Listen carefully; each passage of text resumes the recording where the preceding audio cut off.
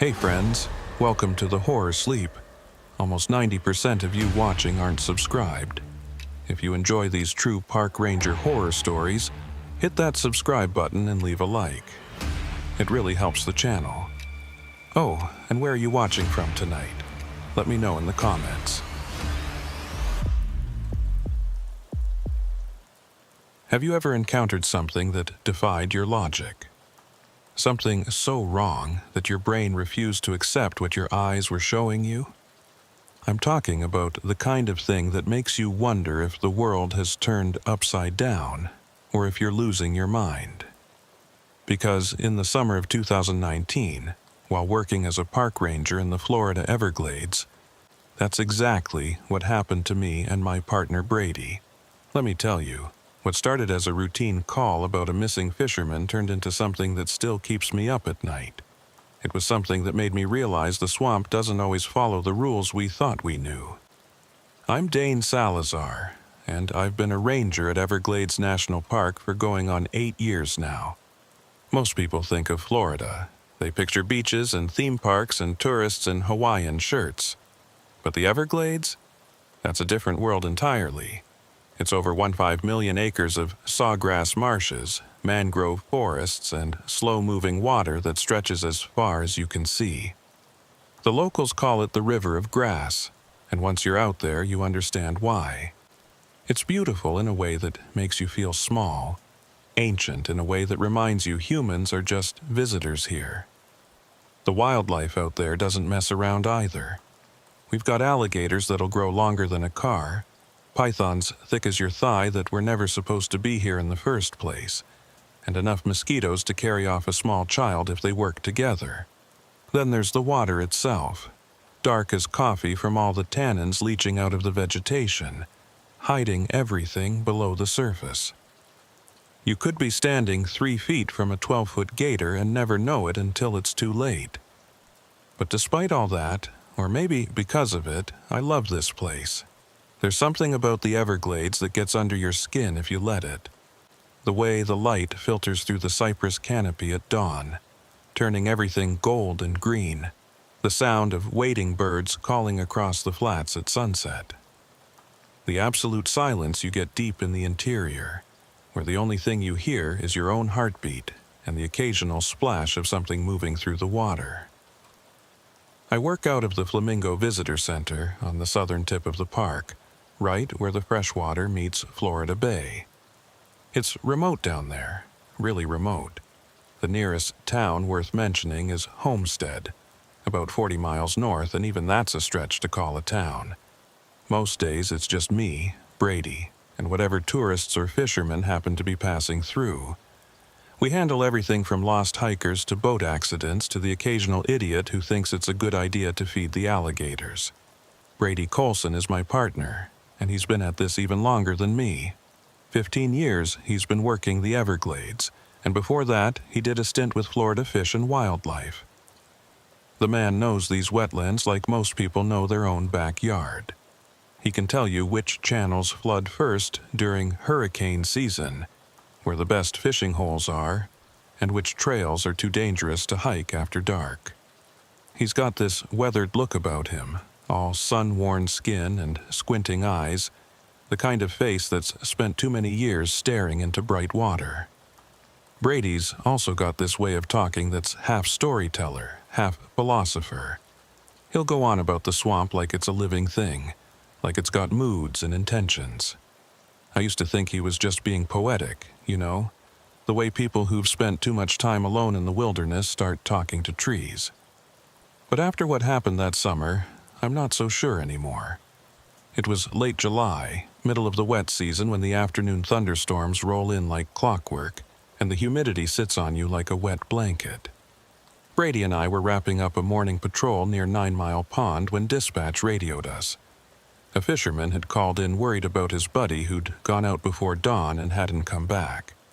The guy's truck was still at the boat launch, but there was no sign of him or his skiff.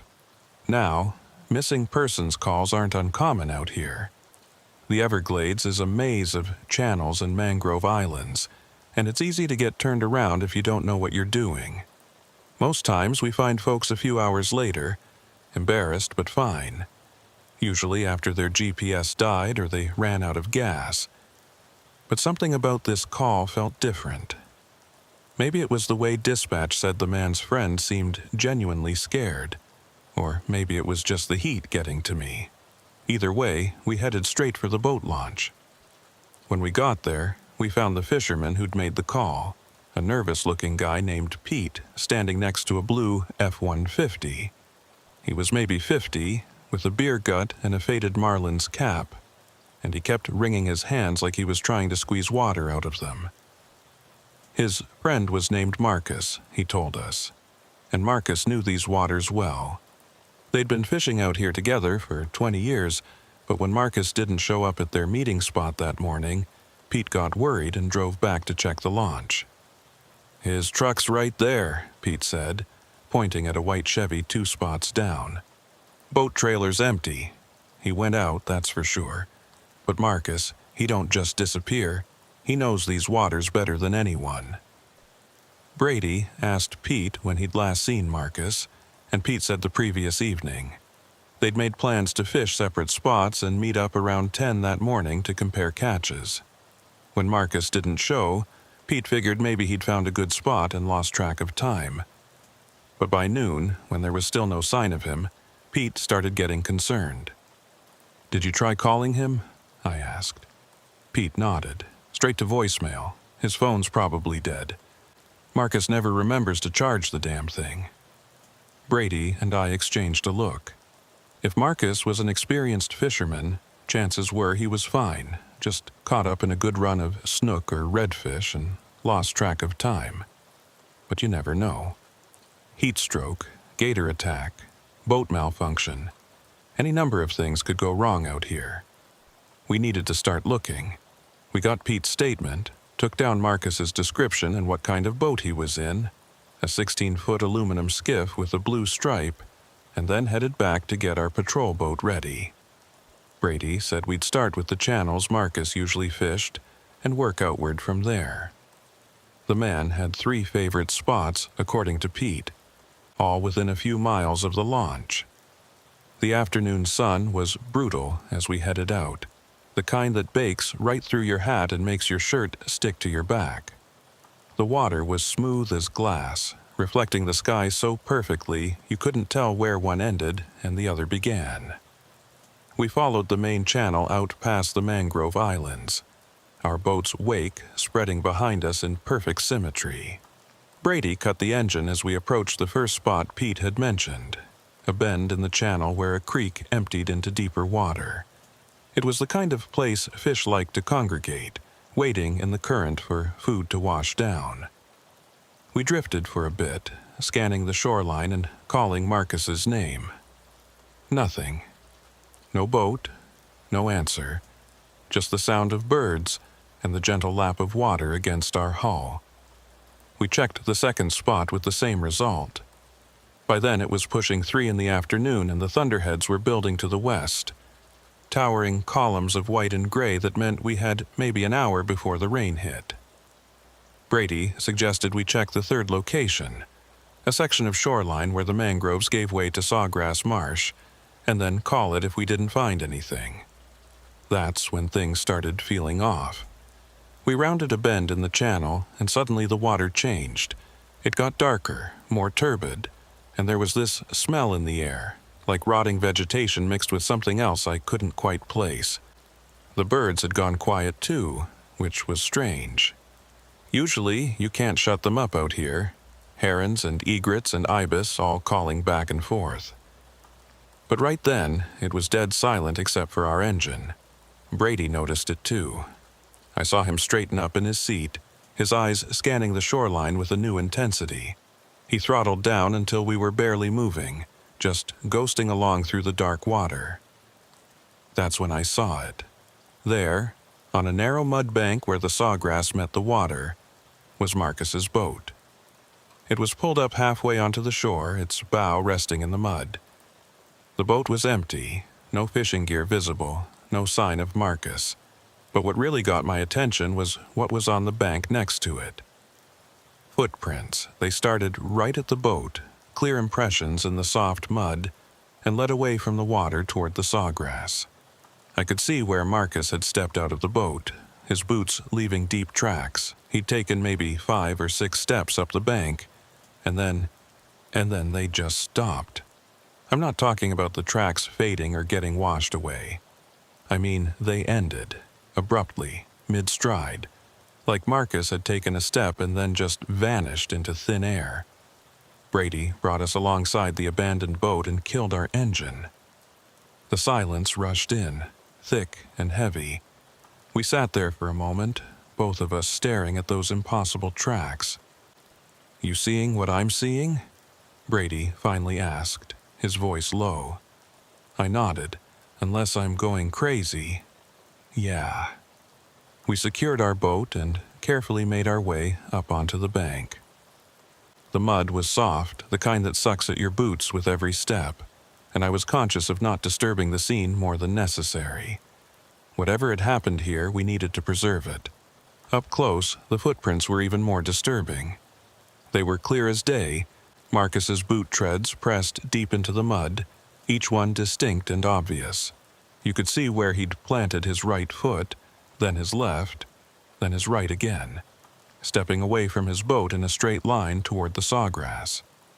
The stride was normal, purposeful, not like someone stumbling or running, just walking.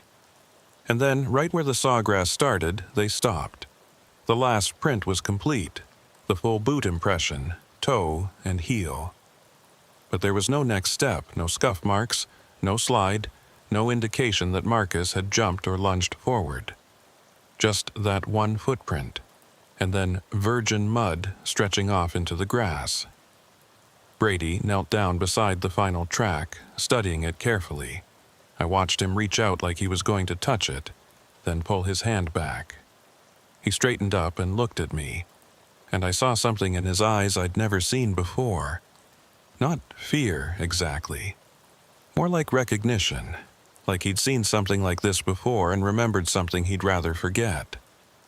"Check the boat," he said quietly. I made my way over to Marcus's skiff.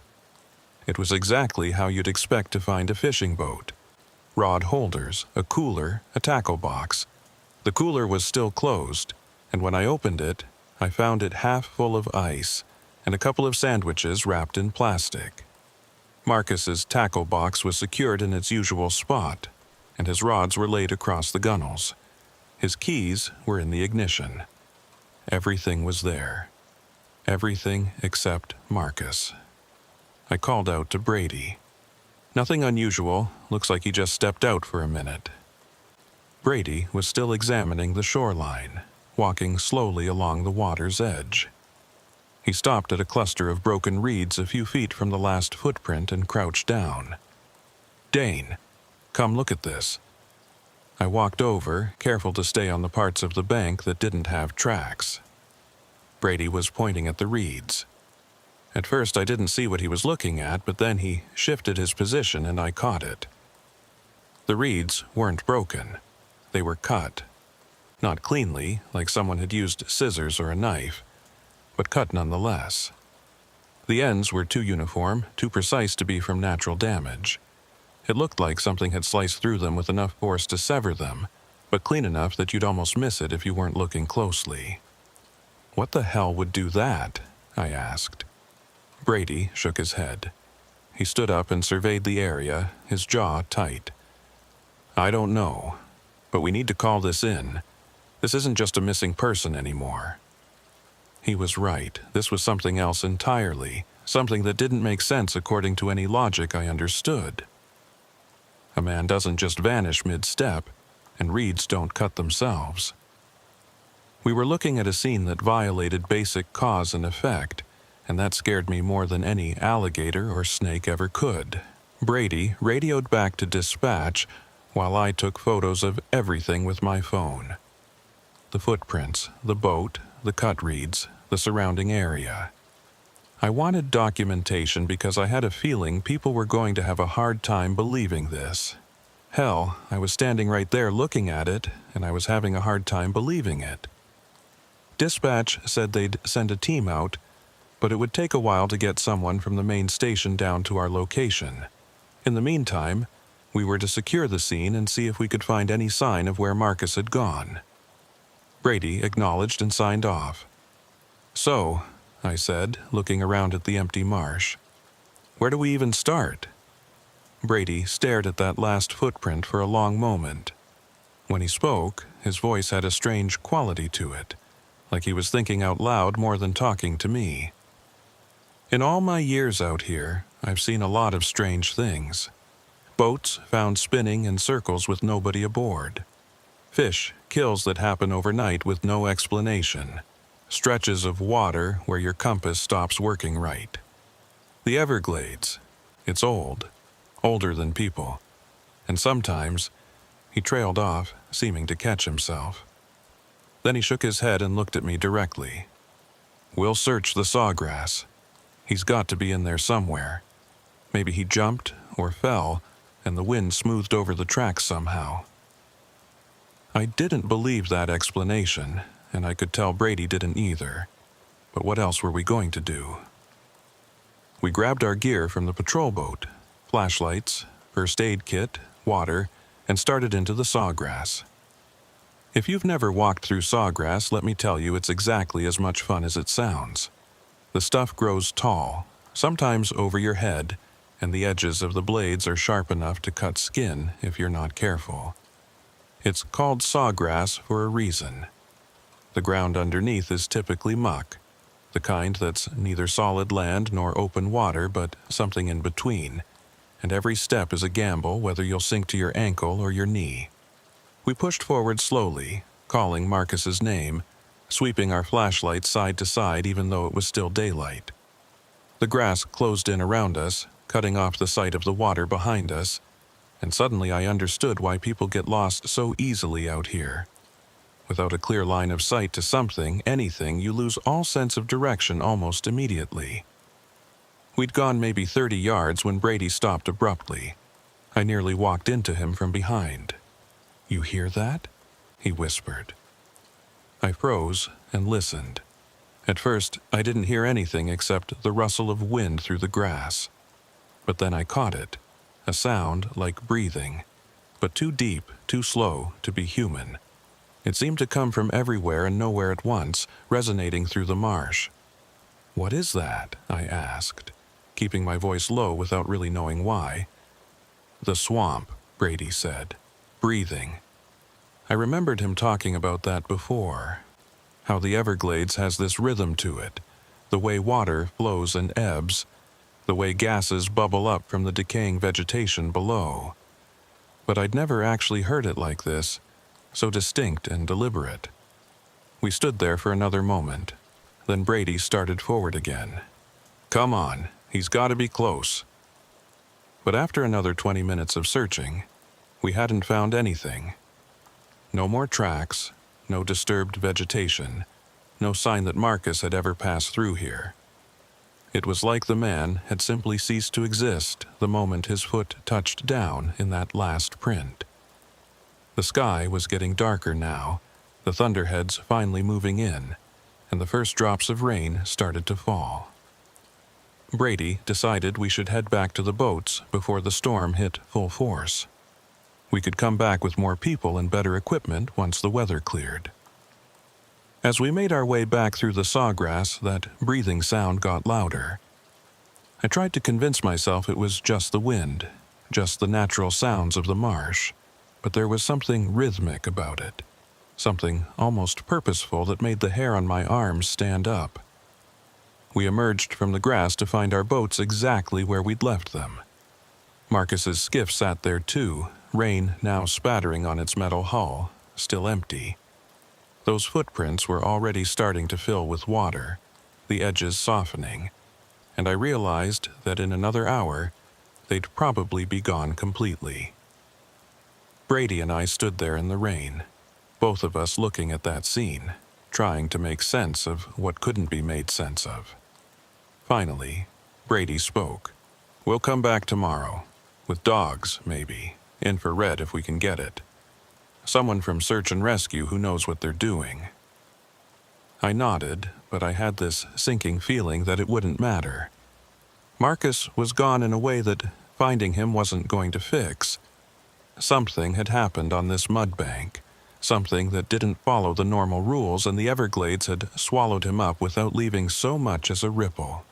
We took Marcus's boat in tow and headed back to the launch as the storm really opened up, sheets of rain turning the water choppy and gray. By the time we got back, Pete was gone, probably seeking shelter, and the parking lot was empty except for Marcus's truck sitting there like a gravestone. Brady tied off the boats while I secured Marcus's skiff to its trailer. We worked in silence, both of us soaked through, the rain hammering down so hard it hurt. When we were done, we sat in the patrol truck with the heater running, trying to dry off and warm up. "You ever seen anything like that before?" I finally asked. Brady stared out at the rain for a long time before answering. "Once, maybe twice. Things that didn't add up, scenes that looked wrong, but nothing quite that clean." "What do you think happened to him?" He shook his head. "I don't know, Dane, I really don't. But I'll tell you something. In all my years out here, I've learned that the Everglades keeps its secrets. Sometimes people go in and they don't come out, and you never find out why. You just have to accept it. I'm not sure I can accept that." Brady looked at me then, and there was something in his expression, something weary and resigned. "You might not have a choice." We drove back to the station and filed our reports, describing what we'd found in as much clinical detail as we could manage. It all sounded crazy written down, but it was the truth. A man had walked away from his boat and vanished mid-step, leaving behind an impossible scene that violated everything I thought I knew about how the world worked. The search and rescue team came out the next day like Brady said they would. They brought dogs and boats and all kinds of equipment, and they combed that area for 3 days straight. They found nothing. No body, no tracks, no sign that Marcus had ever been there except for his boat and that one set of footprints that led nowhere. After a week, they called off the search. Marcus was officially listed as missing, presumed dead, though nobody could say what actually happened to him. His family held a memorial service and Brady and I attended, standing in the back, knowing things we couldn't explain and feeling guilty for not having better answers. But here's the thing that really got to me, the thing that kept me awake at night for weeks afterward. I couldn't stop thinking about those cut reeds, the way they'd been severed so precisely, like something had sliced through them with invisible force. And I kept wondering, if something could cut through vegetation like that, what would it do to a person? I asked Brady about it one night after shift, when we were having beers on his porch watching the sun set over the wetlands. He was quiet for a long time, nursing his beer, and I thought maybe he wasn't going to answer. But then he spoke, his voice low. "There are things out there," he said. "Things older than the park, older than the people who named it. The Seminole and Miccosukee, they knew about them. They had stories, warnings about places you don't go, times you stay out of the water. But we're rangers, right? We're supposed to be scientific, rational, so we ignore the old stories and we go where we want, when we want." "What are you saying? That something supernatural took Marcus?" "I'm saying," Brady continued, "that maybe there are parts of this swamp that don't work the way we think they should. Maybe there are places where the rules are different, where things happen that don't make sense to us because we're not equipped to understand them." I wanted to dismiss it, to laugh it off, as Brady being superstitious or poetic. But I couldn't. Not after what I'd seen. Those footprints didn't lie. That mud was soft enough to show every detail, and there was no step beyond that last print. Marcus had vanished into nothing, and the Everglades had closed around the space where he'd been, like he'd never existed at all. A few weeks later, I was out on a routine patrol when I passed by that same area. I didn't plan to stop, didn't really want to, but something made me cut the engine and drift over to the bank. It was late afternoon, the light getting golden and long, and the water was calm. The mud bank looked different. The rains had smoothed everything out, washing away any trace of those footprints. Marcus's boat was long gone, of course, towed back to the impound lot. But standing there looking at that empty shoreline, I could still see them in my mind's eye, those tracks leading nowhere. I sat there in my boat for maybe 20 minutes, just watching and listening. And I swear, I heard it again. That breathing sound, deep and slow and rhythmic, like the earth itself was alive. It made something in my chest tighten, this primal awareness that I was in the presence of something vast and old and utterly beyond my comprehension. I started my engine and got out of there, not running exactly, but not wasting any time either. And as I headed back down the channel toward open water, I made a decision. I would keep working the Everglades because I loved it, because it was in my blood now, but I would also respect it in a way I hadn't before. I would remember that for all our equipment and training and modern understanding, we were still just visitors here. The swamp had been here millions of years before us, and it would be here long after we were gone. And sometimes the swamp takes what it wants. 3 months after Marcus disappeared, Brady and I were assigned to investigate reports of illegal camping in the Hells Bay area. Hells Bay got its name because, as the old-timers say, it's hell to get into and hell to get out of. It's a maze of tight mangrove channels, barely wide enough for a canoe in some places, and if you don't know what you're doing, you'll end up going in circles until your supplies run out. We headed out early one morning in late October, when the weather was finally cooling down and the mosquitoes were slightly less murderous than usual. The call had come from a fisherman who'd seen smoke rising from one of the interior hammocks, those little islands of solid ground that dot the landscape. Camping is restricted in that area, and anyone setting up there was either ignorant of the rules or deliberately trying to stay hidden. Brady was quieter than usual as we navigated the narrow channels. He'd been like that since the Marcus incident, more withdrawn, spending more time staring at the water like he was looking for answers in its dark surface. I'd tried to talk to him about it a few times, but he always deflected, changing the subject or making some joke to lighten the mood. But I could tell it was eating at him. Brady had been a ranger for 15 years and had probably saved a dozen lives in that time, pulled people out of all kinds of dangerous situations. The fact that we couldn't even explain what happened to Marcus, let alone save him, was tearing him up inside. The channels got tighter as we went deeper, the mangrove roots creating these twisted archways we had to duck under. It was beautiful in a claustrophobic kind of way, the dappled sunlight filtering through the canopy, the water so still it looked like dark glass.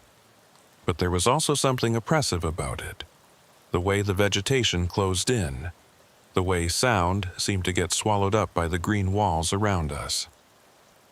After about an hour, we reached the hammock where the smoke had been spotted. It was a small island, maybe 50 yards across, with a few cabbage palms and gumbo limo trees providing shade.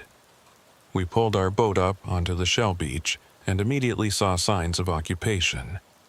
A fire ring made of stones, some empty water bottles, and a blue tarp strung between 2 trees like a makeshift shelter. But no people. "Hello?"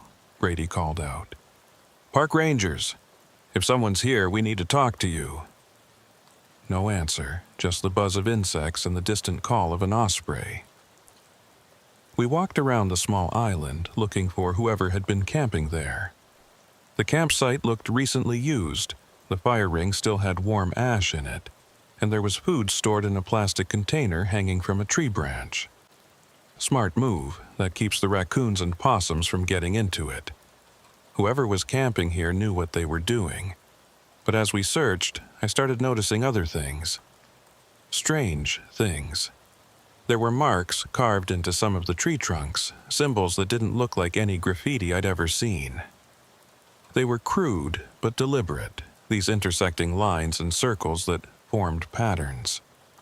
Some looked fresh, the sap still oozing from the cuts. Others were older, the wood darkened and weathered. "Brady?" I said, pointing them out. "You seeing this?" He walked over and examined the carvings, running his fingers over the cuts. His face was hard to read, but I saw his jaw clench. "Yeah, I'm seeing it." "What do you think they mean?" "I don't know. Could be someone just messing around, or..." He trailed off, still staring at the symbols. "Or what?" He shook his head. "Or it could be something else. The Seminole used to mark trees sometimes, indicating places of significance. But these don't look like any tribal markings I've seen." We kept searching and found more oddities. Someone had arranged stones in a circle near the center of the island, and inside the circle were burnt offerings of what looked like fish and birds. There were feathers tied to branches, suspended from strings that turned slowly in the breeze. And everywhere were those symbols carved into the bark. "This is starting to feel like something we should call in," I said. "Maybe get someone from law enforcement out here." Brady nodded slowly, but he was distracted, his attention caught by something at the far end of the island.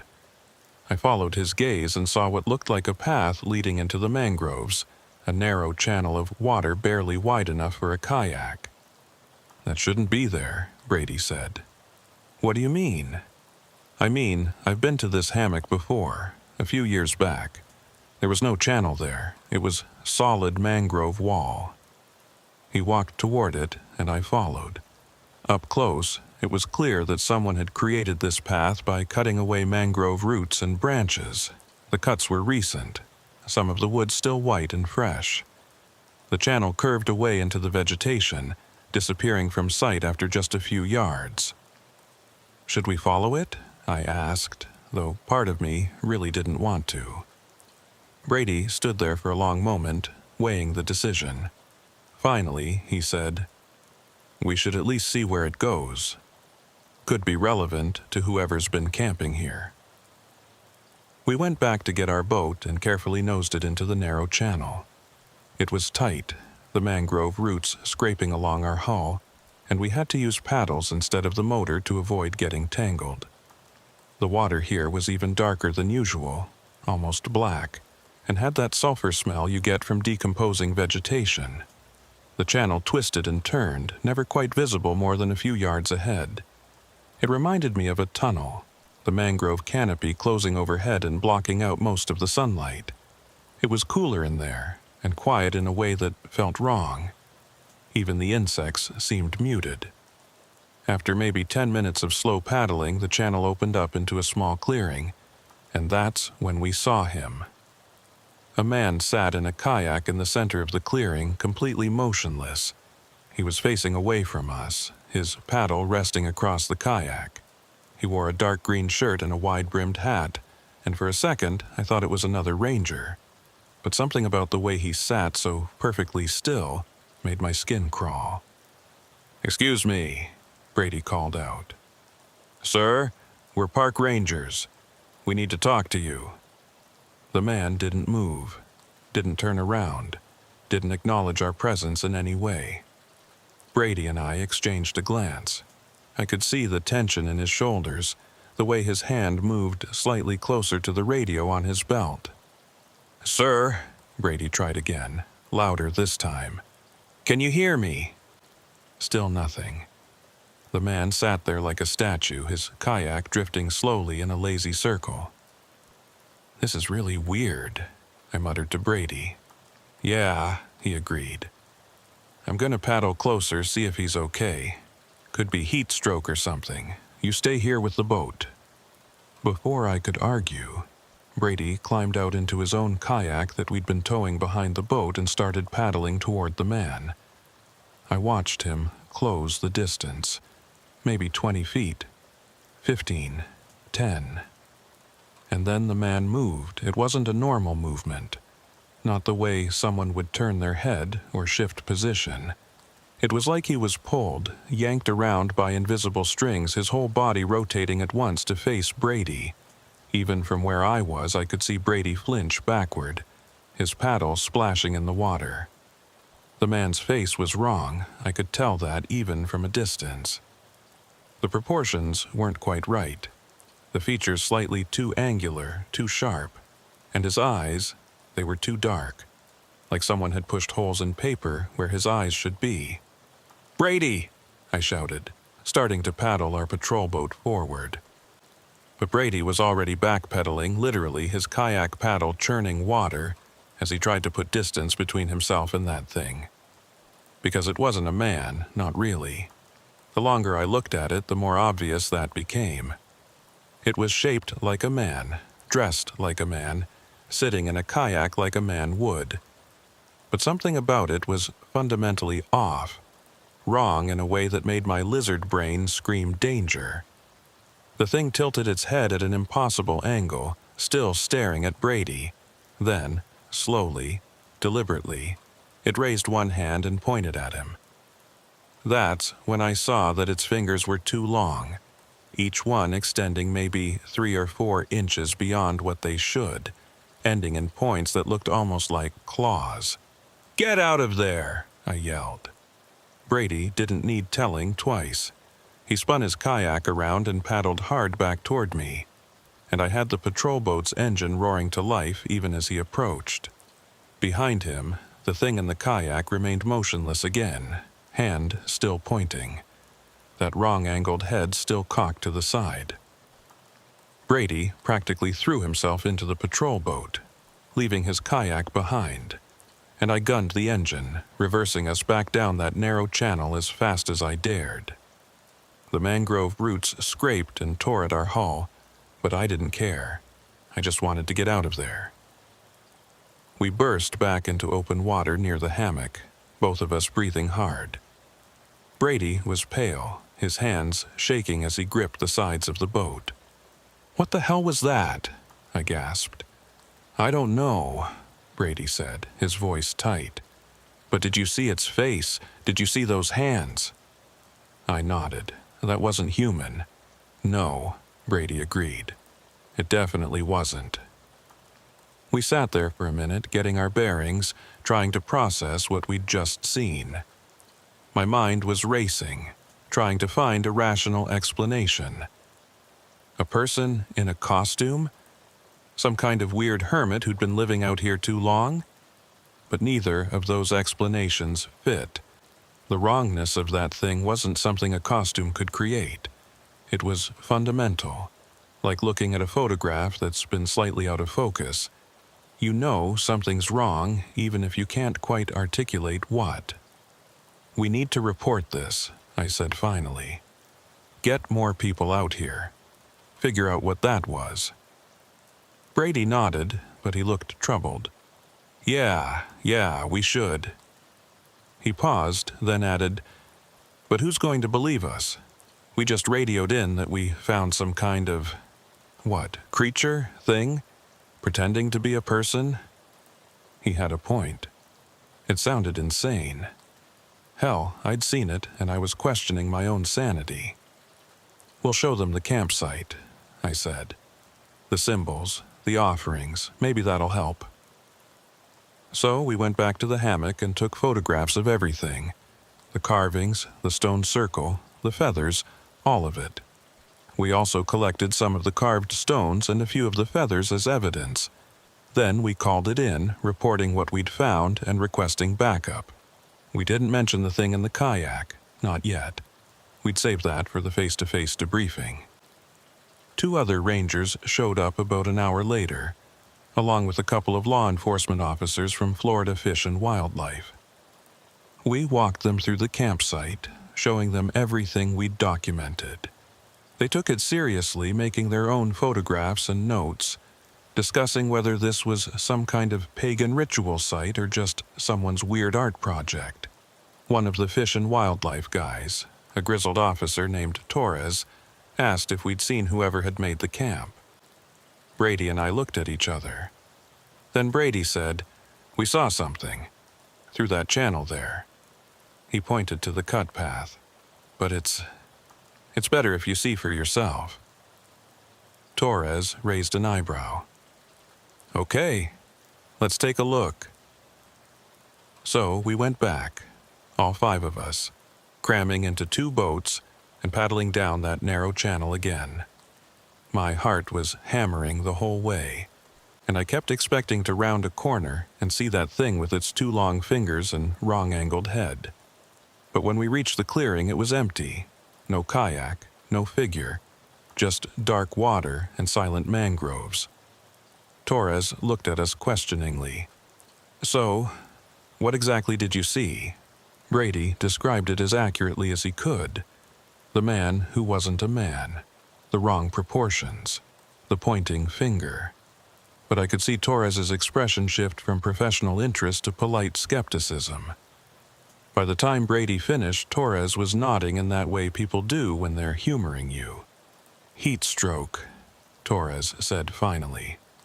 It'll do that sometimes. Make you see things that aren't there. This humidity, you gotta be careful. We both saw it, I insisted. Both of us. Same thing. Shared delusion, Torres said. It happens. Heat, stress, weird environment. Your brain fills in details that aren't there. He clapped Brady on the shoulder. No shame in it. I've been out here long enough to have a few weird experiences myself. The important thing is you're both okay. We tried to argue, but it was clear Torres and the others had made up their minds. We were 2 rangers who'd spooked themselves in a creepy part of the swamp and let their imaginations run wild. The campsite was real, sure, but the thing we'd seen, that was just heat and exhaustion playing tricks. They documented the illegal campsite and said they'd come back to stake it out, see if whoever was using it showed up again. Then we all headed back to the main station. In the truck on the way back, Brady was silent, staring out the window at the passing wetlands. Finally, he said, "We didn't imagine that." "I know," I replied. "So, what was it?" That was the question, wasn't it? What had we seen? Some kind of predator, camouflaged to look human? A person who'd been changed somehow by the swamp, transformed into something else? Or something that had always been here, ancient and patient, waiting for people to stumble into its territory? I thought about Marcus and his impossible disappearance. I thought about the symbols carved into trees and the offerings burned in stone circles. I thought about Brady's words from months ago. Maybe there are places where the rules are different. I think, I said slowly, that there are things in the Everglades we don't understand. Things that have been here a long time, maybe before there were people. And most of the time they stay hidden, stay in their own spaces. But sometimes, for whatever reason, people cross paths with them. And what happens then? Brady asked. I didn't have a good answer for that. Marcus was still missing. Those reeds had still been cut by something that could slice through vegetation, and that thing in the kayak had still pointed at Brady with fingers too long to be human. I don't know, I admitted. But I think we need to be a lot more careful about where we go and what we investigate. Brady nodded. Yeah, I think you're right. That night, I barely slept. I kept seeing that figure in my mind, the way it had moved. Wrong and jerky and unnatural. And I kept wondering what would have happened if Brady had gotten closer, if I hadn't been there to call out a warning. Would he have ended up like Marcus, vanished mid-step with no explanation? The next few weeks were tense. Brady and I kept working our regular patrols, but we both gave that part of Hell's Bay a wide berth. We didn't talk about what we'd seen, not to each other and definitely not to anyone else. But it hung between us. This shared knowledge that the world was stranger and more dangerous than we'd been taught to believe. The stakeout of the illegal campsite yielded nothing. Whoever had been using it never came back. And after a month, the Park Service gave up and cleared it out. The symbols were photographed and sent to some anthropologists at the University of Florida, but they couldn't identify them as belonging to any known culture or tradition. Life went back to normal, or as normal as it could be after something like that. But I noticed changes in Brady. He was more cautious now, more hesitant to investigate anything unusual.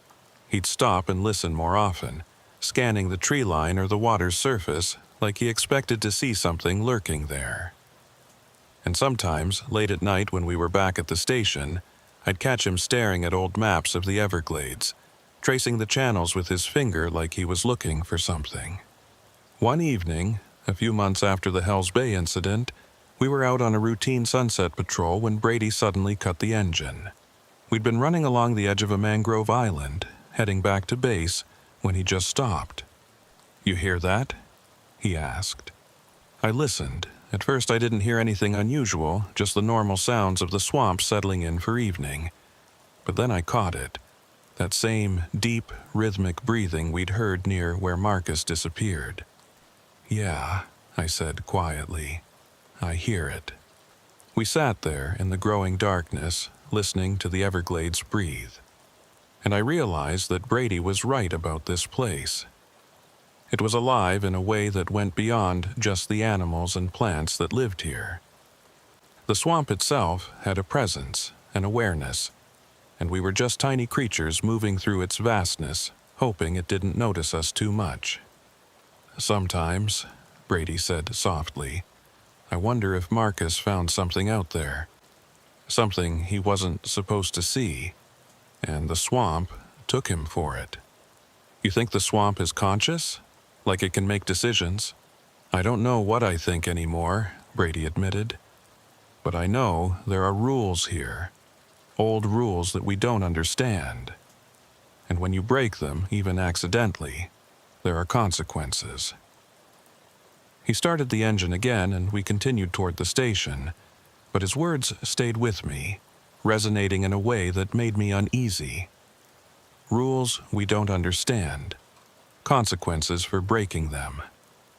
What if Marcus had somehow violated one of those rules? What if he'd seen something he shouldn't have or gone somewhere he wasn't supposed to? And what if the Everglades, in its ancient and unknowable way, had erased him for it? It was a terrifying thought, but no more terrifying than the alternative. That people could just vanish for no reason at all. That the world was random and chaotic and full of inexplicable dangers. At least, if there were rules, even unknowable ones, there was some kind of order to it. As we pulled into the dock at Flamingo, the sun was setting over Florida Bay, painting the sky in shades of orange and pink and purple. It was beautiful, the way the Everglades always was, beautiful and deadly and full of secrets. Brady tied off the boat and we secured our gear in the station. As we were locking up, he turned to me and said, "Hey, Dane, promise me something." "What?" "If something ever happens to me out there, if I go missing like Marcus, don't spend too much time looking for me. Just accept it. Move on. The swamp keeps what it takes." I wanted to argue, to tell him that of course I'd search for him, that we'd never stop until we found answers. But I saw the look in his eyes, this mix of fear and resignation, and I understood. He'd seen too much, knew too much. If the Everglades decided to take him, fighting against it would only cause more pain. "Okay," I said quietly. "I promise." He nodded, satisfied, and we walked to our trucks in silence. I watched him drive away, his taillights disappearing into the dark, and I felt this weight in my chest. The job had changed for both of us. We weren't just rangers anymore, protecting parklands and helping visitors. We were witnesses to something older and stranger, something that most people would never see and could never understand. And we carried that knowledge alone, that burden of knowing the Everglades had teeth we could never see, and appetites we could never predict. All we could do was try to stay safe, follow the rules we did understand, and hope that whatever ancient intelligence moved through these wetlands would allow us to continue our work in peace. But hope is a fragile thing when you've seen footprints that lead nowhere and faces that aren't quite human. And in the Everglades, where the line between water and land is always shifting, where solid ground can turn to quicksand in a heartbeat, hope might be the most dangerous thing you can carry. Because hope makes you careless. Hope makes you think you can understand the unknowable and survive the unsurvivable. And out here, in the endless sawgrass and dark water of the river of grass, carelessness is the one thing you absolutely cannot afford. The final incident that made me understand just how dangerous the Everglades really is happened almost exactly a year after Marcus disappeared. It was September again, the tail end of hurricane season, and we'd just dodged a Category 3 storm that had veered east at the last minute. The park was officially closed for a few days while we assessed damage and cleared debris, which meant Brady and I had the place essentially to ourselves as we ran inspection patrols. The storm had done a number on some of the trails and boardwalks, and we spent most of the first day documenting damage and marking hazards. It was exhausting work in the humid aftermath of the storm, but it felt good to do something concrete, something with clear objectives and visible results. After a year of looking over our shoulders and jumping at shadows, routine maintenance was almost comforting. We were heading back to the station late in the afternoon, running along the western edge of the park near the 10,000 Islands area, when we spotted something unusual. There was a small chickie, one of those raised wooden platforms used for overnight camping, that shouldn't have had anyone on it since the park was closed. But we could see a figure standing on the platform, completely still, facing away from us. "Probably someone who stayed through the storm," I said. "Camper who didn't get the evacuation notice." Brady slowed the boat as we approached. "Maybe. But who stays on a chickie during a hurricane?" Good question. The chickies are open-air platforms with just a roof for shelter. They're great for overnight camping in normal conditions, but during a storm, you'd be completely exposed to the wind and rain. We pulled up alongside the platform and I called out, "Hello, park's closed right now. We're going to need you to pack up and head to the mainland." The figure didn't move. A cold feeling settled in my stomach. This was starting to feel too familiar, like Hell's Bay all over again. The unmoving figure, the unnatural stillness. Brady must have felt it too because his voice was tight when he said, "Sir, ma'am, can you hear us?" Still nothing. I looked at Brady.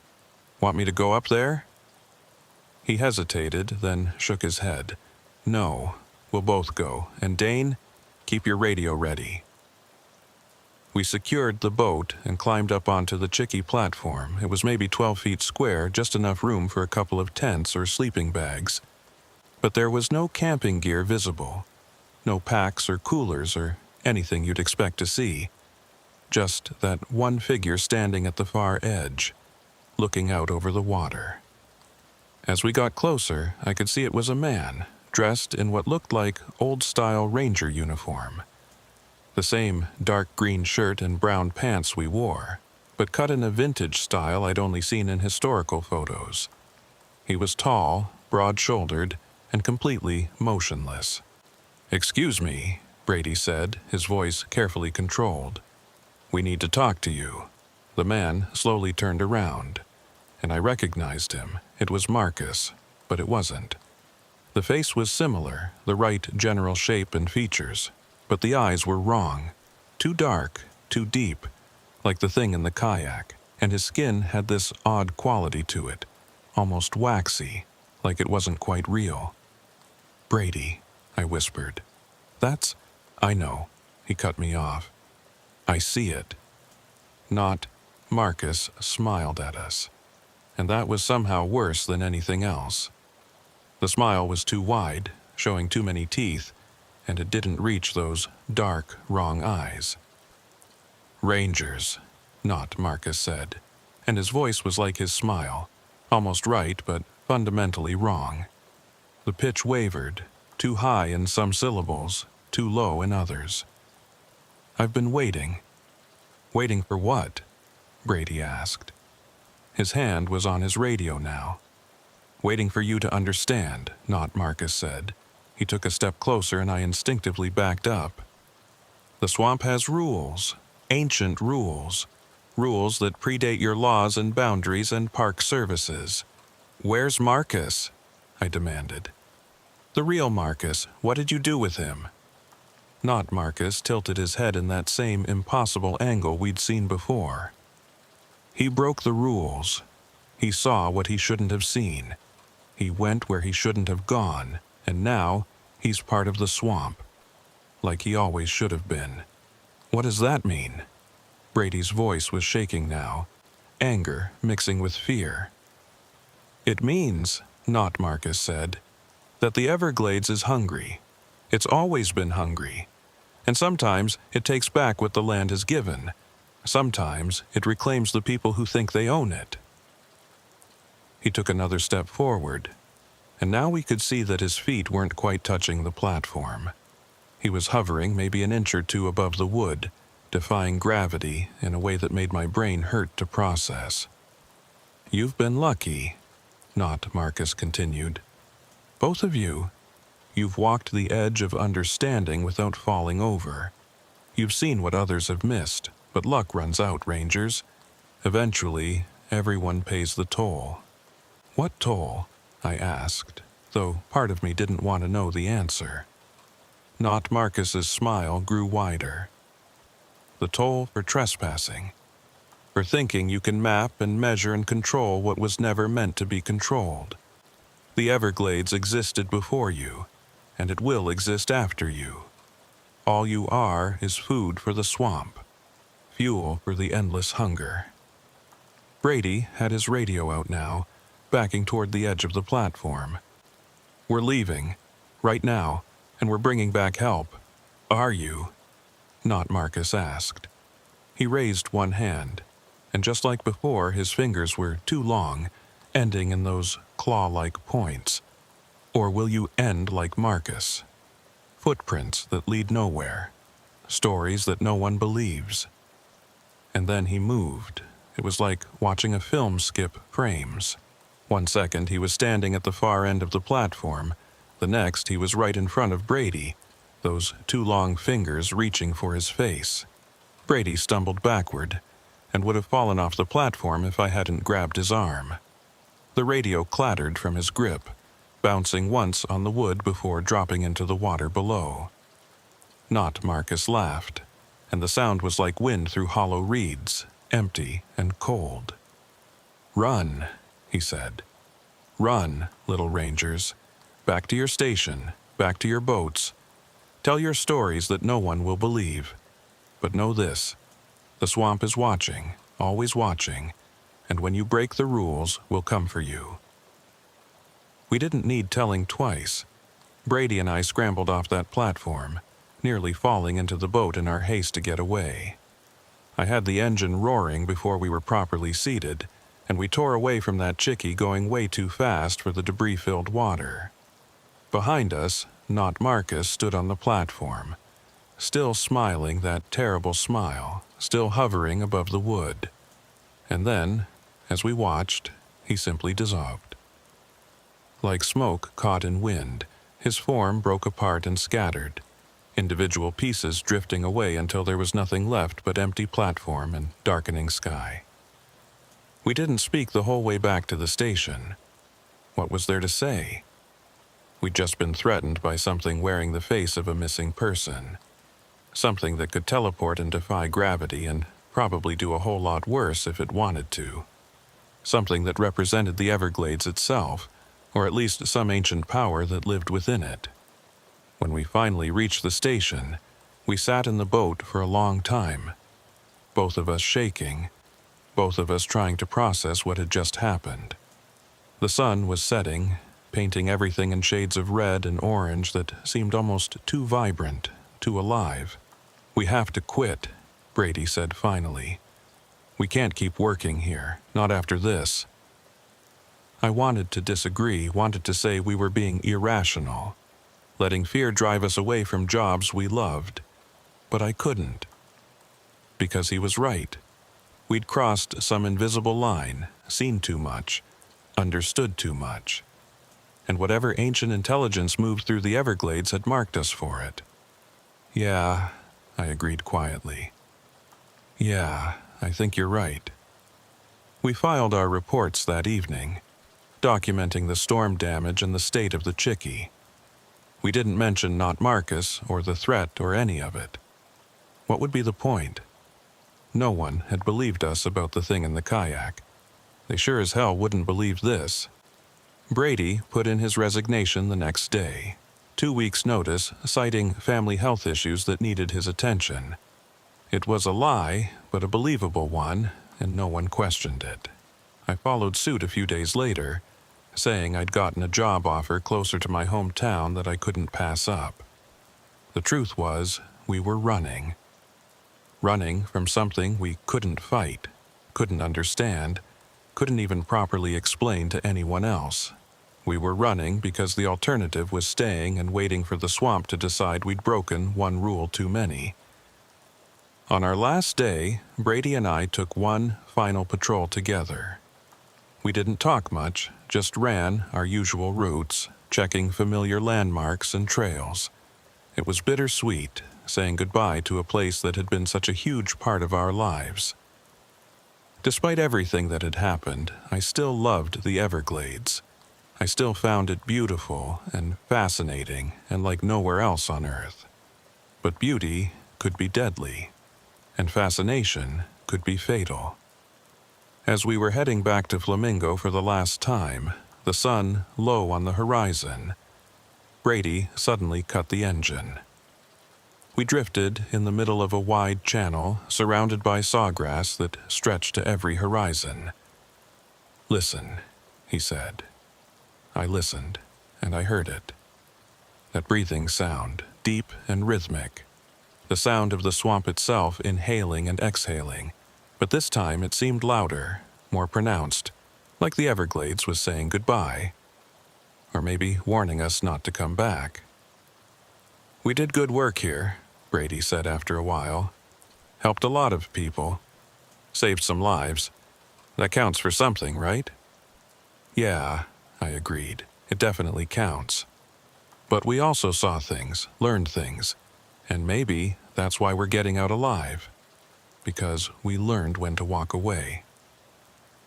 He started the engine again, and we completed our final trip back to the station.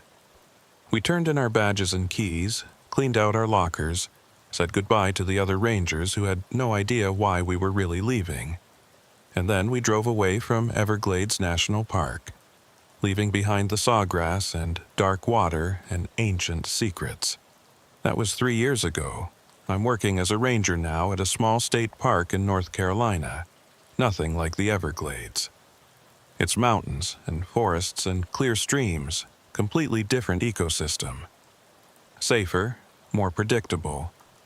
The kind of place where the biggest danger is a black bear getting into someone's cooler or a hiker spraining an ankle on a rocky trail. Brady moved back to his hometown in Georgia and got a job with their county parks department. We still talk sometimes, usually late at night when neither of us can sleep. We never directly discuss what happened, but it's always there, hanging between us like a ghost. Sometimes I wonder about Marcus. I wonder if some part of him is still out there in the swamp, absorbed into its ancient consciousness, or if he's completely gone, erased as thoroughly as those footprints that led nowhere. I wonder if he knew he was breaking rules, or if he stumbled into something completely by accident. And I wonder about the other people who've gone missing in the Everglades over the years. The hikers who never made it back. The fishermen who disappeared without a trace. The campers who walked into the sawgrass one day and were never seen again. How many of them crossed paths with that ancient power? How many of them paid the toll? There are dozens of unsolved disappearances in the Everglades, going back decades. The official explanations are always the same. Got lost, fell in the water, succumbed to exposure, attacked by wildlife. But I know better now. I know that at least some of those people were taken by something far older and stranger than alligators or heat stroke. The Everglades keeps its secrets. It always has, and it always will. But here's the thing that really gets me, the thing that keeps me awake some nights. I miss it. Despite everything that happened, despite the fear and the impossible things we saw, I miss working in the Everglades. I miss the endless sky and the dark water, and the feeling that you're standing on the edge of something vast and unknowable. There's a pull to that place, a gravity that's hard to resist even when you know how dangerous it is. It's in my blood now, that connection to the swamp, and sometimes I think about going back. Just visiting, just walking one of the boardwalks or paddling one of the safe channels, just to see if it remembers me. But I won't, because I made a promise to myself when I left, the same promise I imagine Marcus should have made. Some places are meant to be respected from a distance. Some secrets are better left undiscovered. And some rules, even the ones you don't understand, are too dangerous to break. The Everglades is one of the most beautiful places on Earth. It's also one of the most mysterious and potentially deadly. And somewhere in those endless miles of sawgrass and dark water, something ancient is still waiting, still watching, still hungry. If you ever visit the Everglades, and I hope you do because it really is incredible, just remember a few things. Stay on marked trails. Don't wander off into areas that aren't designated for public use. There's a reason certain parts are restricted. If you see something strange, something that doesn't quite look right, trust your instincts and get away from it. Don't investigate. Don't try to understand it. Just leave. And if you ever find yourself standing on a mud bank, looking at footprints that lead nowhere, or see someone who moves wrong or looks just slightly too angular to be human, turn around and get out of there as fast as you can. Because the Everglades has rules. Ancient rules that existed before humans named the place, before we drew borders and established parks. Rules that the swamp enforces in its own way through its own agents. Break those rules, even accidentally, and you'll pay the toll. Marcus paid it. Others before him paid it. And others after him will pay it too, because people never learn. They think they can control nature, map it, and measure it, and make it safe. But some places can never be fully controlled. Some places will always be wild, always be dangerous, always be just a little bit beyond our understanding. The Everglades is one of those places. And if you're smart, if you want to visit and leave with all your limbs and your sanity intact, you'll remember that. You'll respect the swamp, follow its visible rules and sense its invisible ones. You'll stay in the light and avoid the shadows. You'll listen to the rangers when they tell you where not to go. Because out there in the sawgrass, in the dark channels between the mangroves, in the deep hammocks where sunlight barely reaches, something is waiting. Something old, something patient, something that doesn't distinguish between tourist and ranger, local and visitor, something that only cares whether you've broken the rules. I learned that lesson the hard way, losing a good man and my peace of mind in the process, but I learned it in time to save myself. Others haven't been so lucky, so yeah, the Everglades is beautiful. Visit it, enjoy it. Take pictures and make memories. Just make sure you come back out again. And if you see footprints that lead nowhere, or faces that don't quite look human, or hear the swamp breathing like some massive, ancient beast, run. Just run. Because some mysteries aren't meant to be solved. Some trails aren't meant to be finished. And some parts of the Everglades aren't meant for people at all. My name is Marcy Fullerton, and I've been a park ranger at Everglades National Park for 6 years.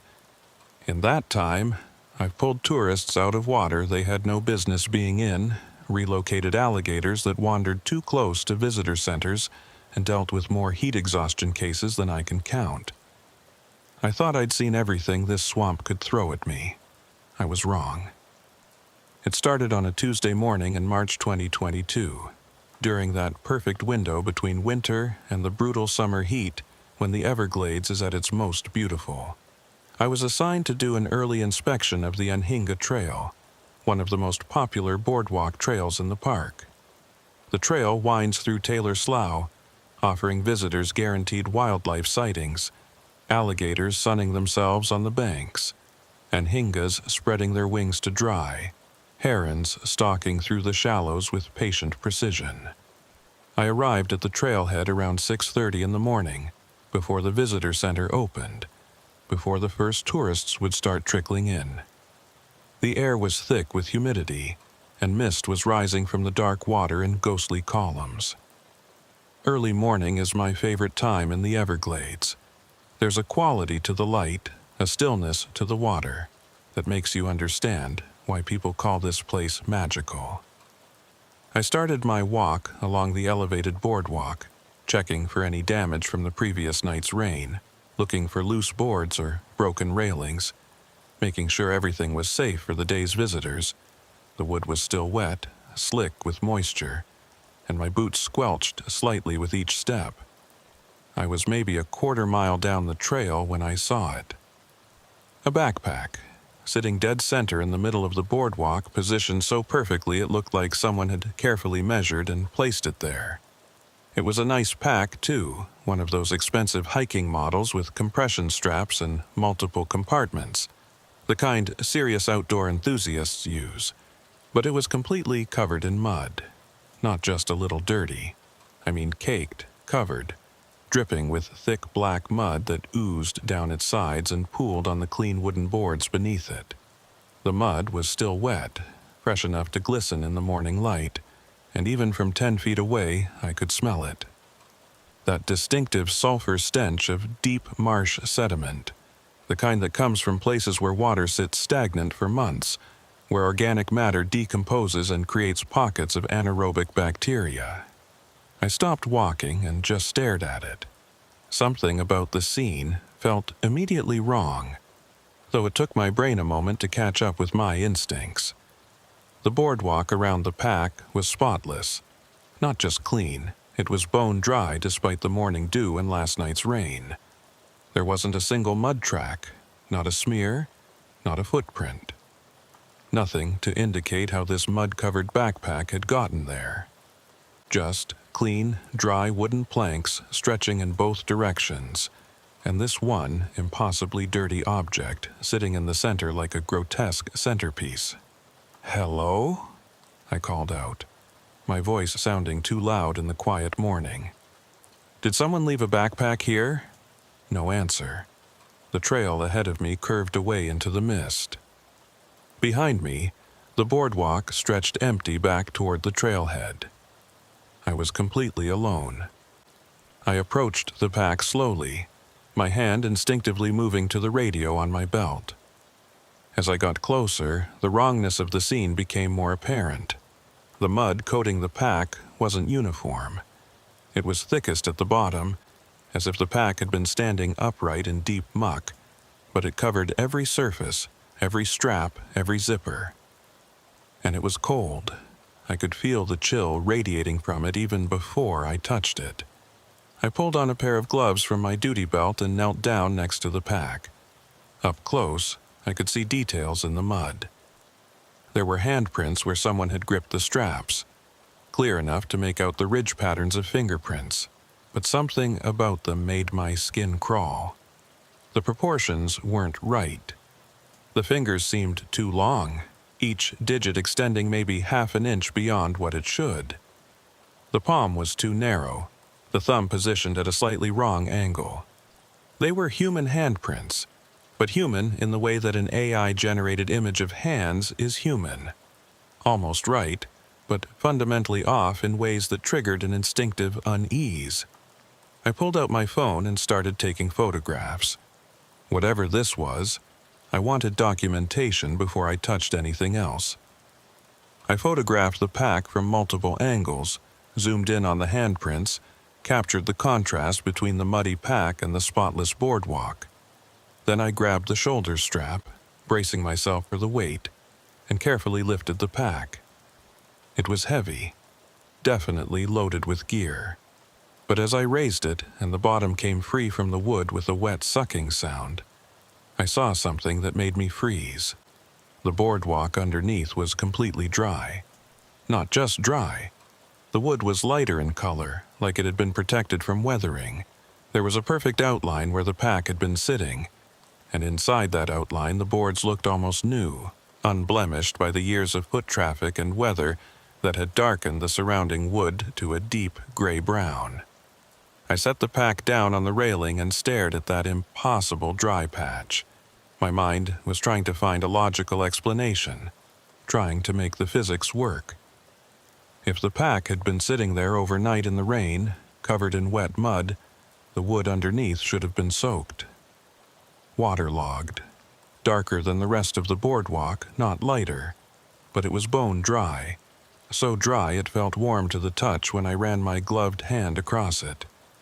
A shiver ran down my spine despite the humid morning air. I've been in the Everglades long enough to develop good instincts about when something is dangerous, when a gator is agitated, when a tourist is about to do something stupid, when weather is turning bad. And every instinct I had was screaming at me that this scene was wrong in ways that went beyond simple logic. I radioed dispatch, keeping my voice professional and calm even though my heart was hammering.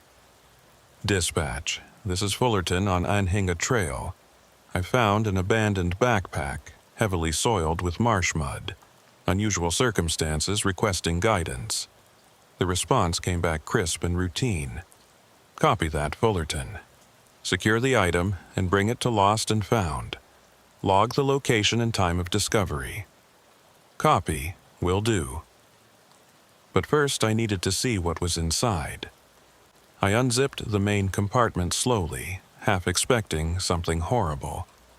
Blood, drugs, body parts, evidence of a crime. The zipper stuck slightly in the mud, coating it, and I had to work it carefully to avoid damaging potential evidence. The interior was pristine. A fleece jacket, forest green, neatly folded.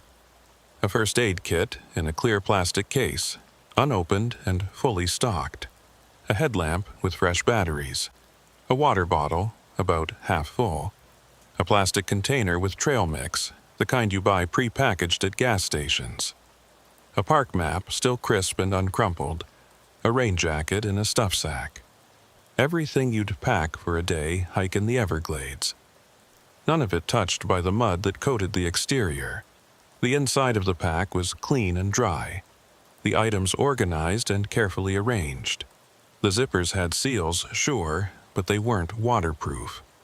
If the pack had been submerged in mud deep enough to coat every external surface, some of that mud should have gotten inside.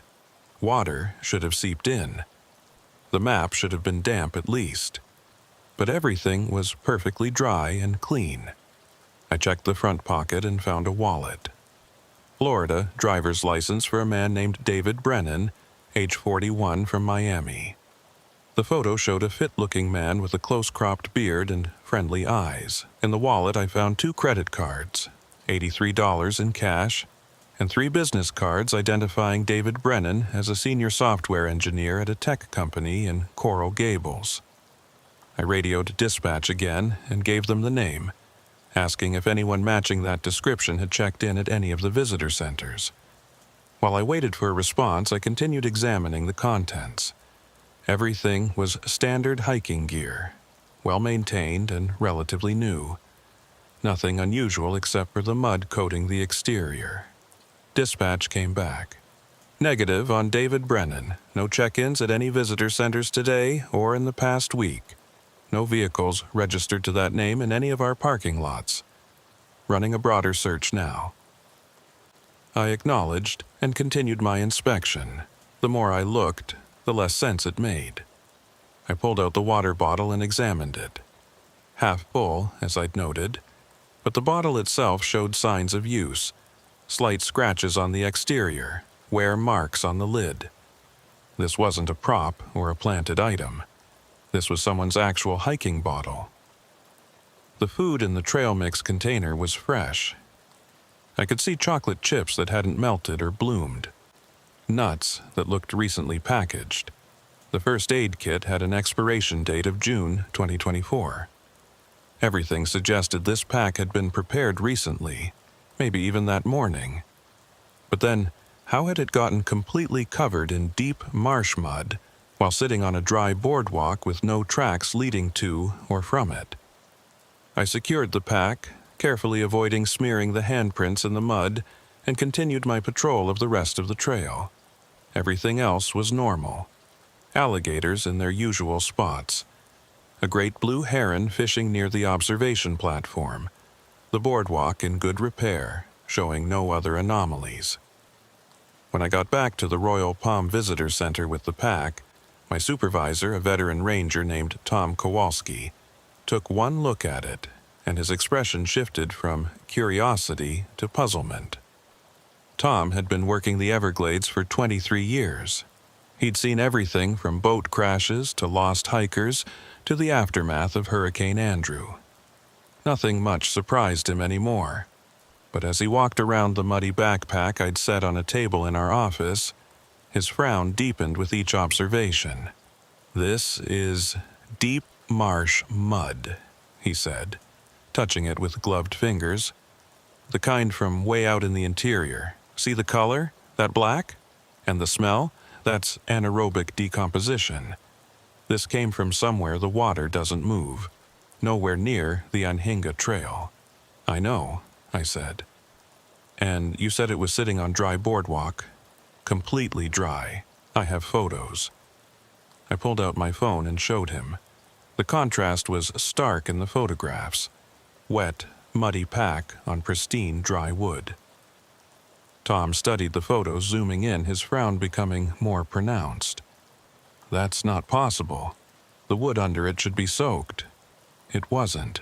It was lighter colored than the surrounding boards, like it had been protected from weather. He opened the pack and examined the clean, dry contents. His hands moved methodically, checking each item, looking for anything that might explain the situation. When he found the wallet and saw the ID, he looked up at me with an expression I'd never seen on him before. Something between concern and fear. "We need to call law enforcement," he said quietly. "This is beyond lost and found protocol." A park police officer named Diaz arrived within 30 minutes. He took photographs, documented everything, and then started running David Brennan's information through more extensive databases than we had access to. What he found made the situation even stranger. "David Brennan is real," Diaz said, showing us a printout. "Address matches the license, current and valid. But according to his employer, his wife, and his credit card activity, he's currently in Colorado. He's been there for 5 days on a planned 2-week hiking trip. He checks in with his wife every evening. Last check-in was last night at 9 p.m. Mountain Time. He's in Rocky Mountain National Park right now, not Florida." "Could it be a different David Brennan?" I asked, even though I could see the photograph on Diaz's screen match the license photo perfectly. Same DOB, same address, same physical description. Diaz pulled up a Facebook page. "And look at this." He turned his screen toward us. It was a photo from David Brennan's profile, posted 3 months ago. He was standing at a trailhead somewhere, wearing hiking gear and the same backpack I'd found. Same color, same model, same visible wear patterns on the straps. "How is that possible?" Tom asked, voicing the question we were all thinking. Diaz shook his head. "I'm going to contact Colorado State Patrol and have someone verify his physical presence. But if he's really there, and this is really his pack..." He trailed off, leaving the impossible conclusion unspoken.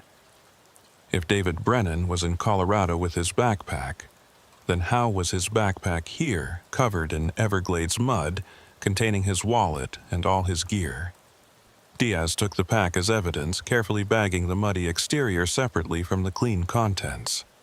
He was going to send the mud for analysis, have the lab check for fingerprints, do a full forensic workup. I gave an official statement, downloaded all my photos to his department laptop, and filed a detailed incident report.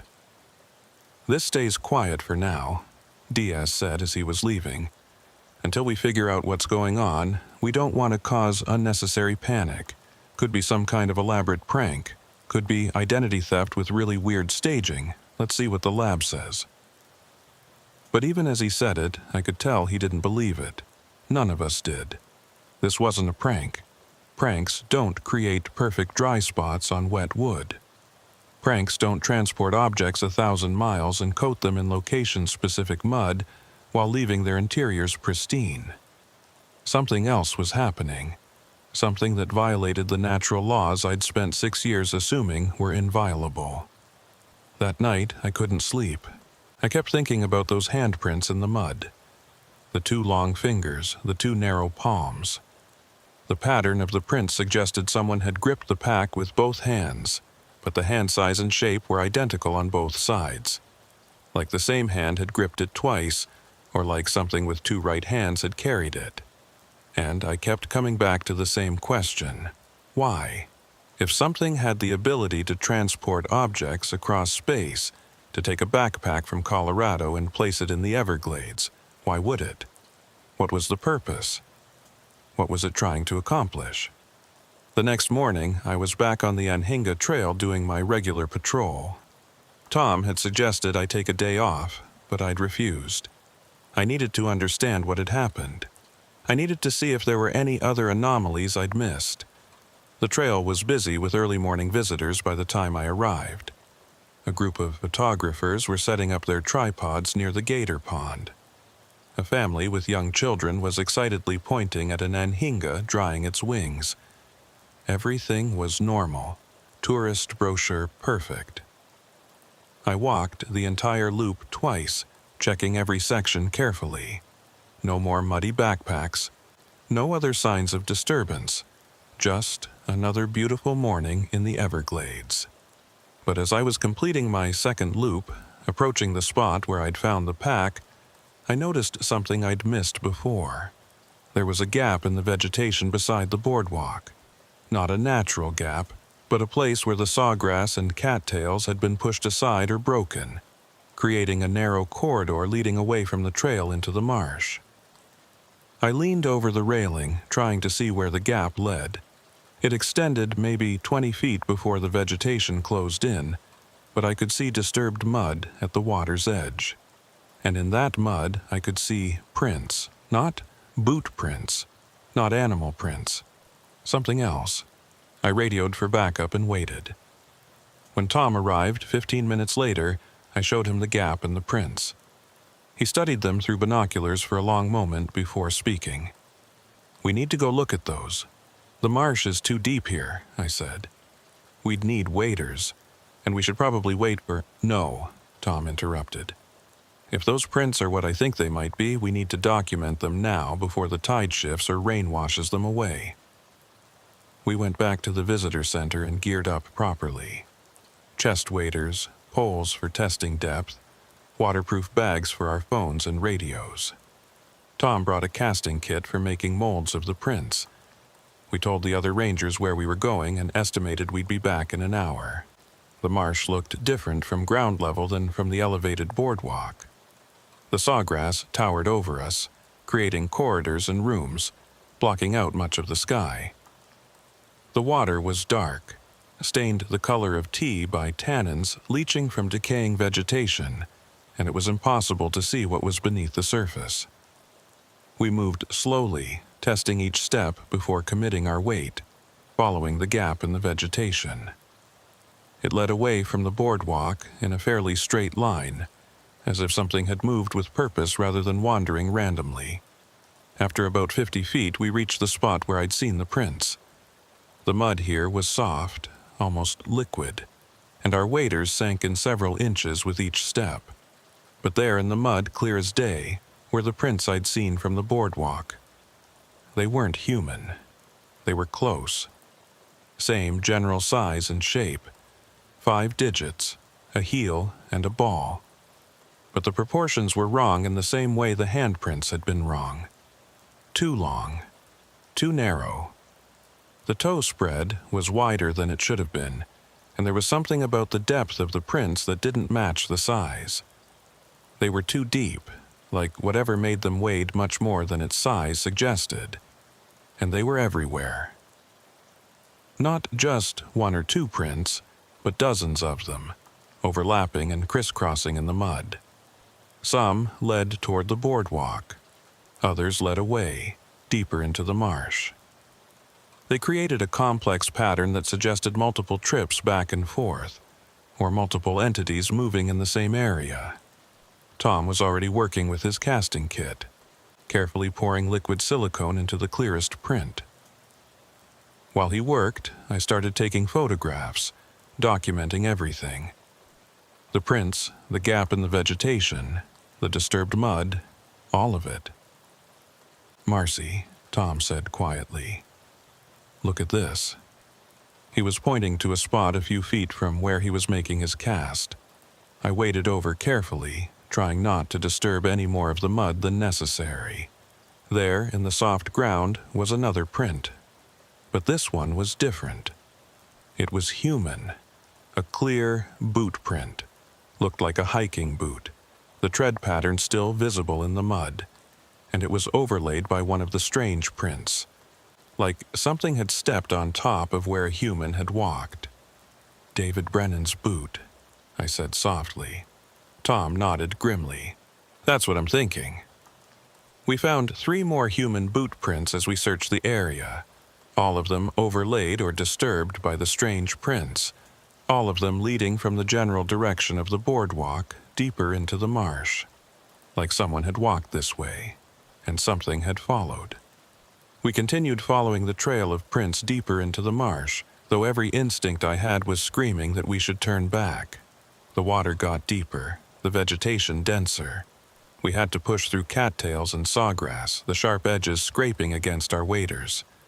After maybe 100 yards, we reached a small clearing where the vegetation opened up around a slightly elevated patch of ground. And there, in the center of that clearing, we found something that made my blood run cold. Clothes. A pile of muddy clothes lying in a heap. A shirt, pants, underwear, socks, all soaked through with marsh water, all covered in the same black mud that had coated the backpack. But no body. No bones. No sign of David Brennan except his clothes, arranged in a way that suggested they'd been removed rather than torn off. Tom radioed for immediate backup.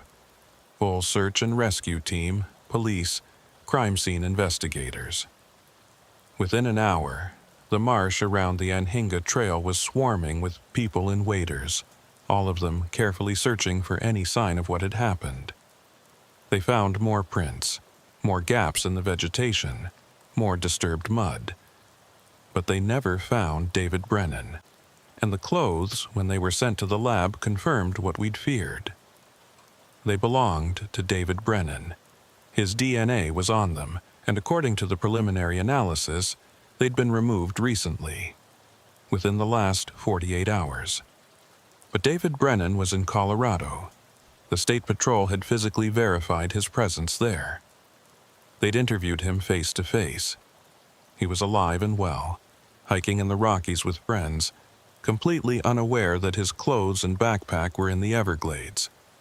Unless he wasn't. 3 days after finding the clothes, I was partnered with a ranger named Tanya Morales for all my patrols. The Park Service wasn't taking any chances anymore. No one worked alone in remote areas. We traveled in pairs, checked in regularly, and carried emergency beacons in addition to our radios. Tanya had been with the park for 9 years and had a reputation for being unflappable. She dealt with aggressive gators, lost children, and more than one tourist-related disaster. When Tom briefed her on what had happened, she listened without interrupting, looked at the photographs, examined the cast Tom had made of the strange prints, and then nodded once. "Okay," she said simply. Let's figure out what we're dealing with. I liked her immediately. We started by mapping every incident location, the spot where I'd found the backpack, the gap in the vegetation, the clearing where we'd found the clothes. We marked them all on a detailed park map and started looking for patterns. The prints suggest multiple trips, Tanya said, studying the map. Whatever made them was moving back and forth between the boardwalk and that clearing, multiple times. Like it was carrying things, I added. The backpack to the boardwalk. Maybe other items we haven't found yet. But why? Tanya tapped the map thoughtfully. If something wanted to hide evidence, why put the backpack on a public trail where it would definitely be found? Why not just leave everything in the marsh? That was the question that had been bothering me too. The placement of the backpack had been deliberate, even careful. Right in the center of the boardwalk where it couldn't be missed. Like it was meant to be found. Like it was a message. We need to search the marsh more thoroughly, I said. There might be other items, I couldn't bring myself to finish the sentence. Other clothes. Other bodies. Over the next week, we conducted an intensive search of the marshland around the Anhinga Trail. Teams of rangers and police officers and waders, searching in grid patterns, documenting everything. We found more prints, always the same strange proportions. We found more gaps in the vegetation, suggesting multiple routes through the marsh. And we found items. Small things at first. A watch, expensive looking, half buried in mud 200 yards from the boardwalk. A phone in a waterproof case, dead but undamaged, caught in the roots of a mangrove. A pair of sunglasses. A hat. None of them belonged to David Brennan. When we ran the serial numbers and identifying information, they belonged to other people. People from other states.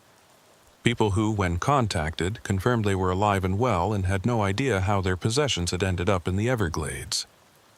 The Park Service tried to keep it quiet, but eventually word got out.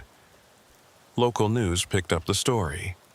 Mysterious items appearing in Everglades, bearing signs of impossible circumstances. The story went national when someone leaked photos of the strange prints. Suddenly, we had amateur cryptid hunters and paranormal investigators trying to access the park, demanding answers we didn't have.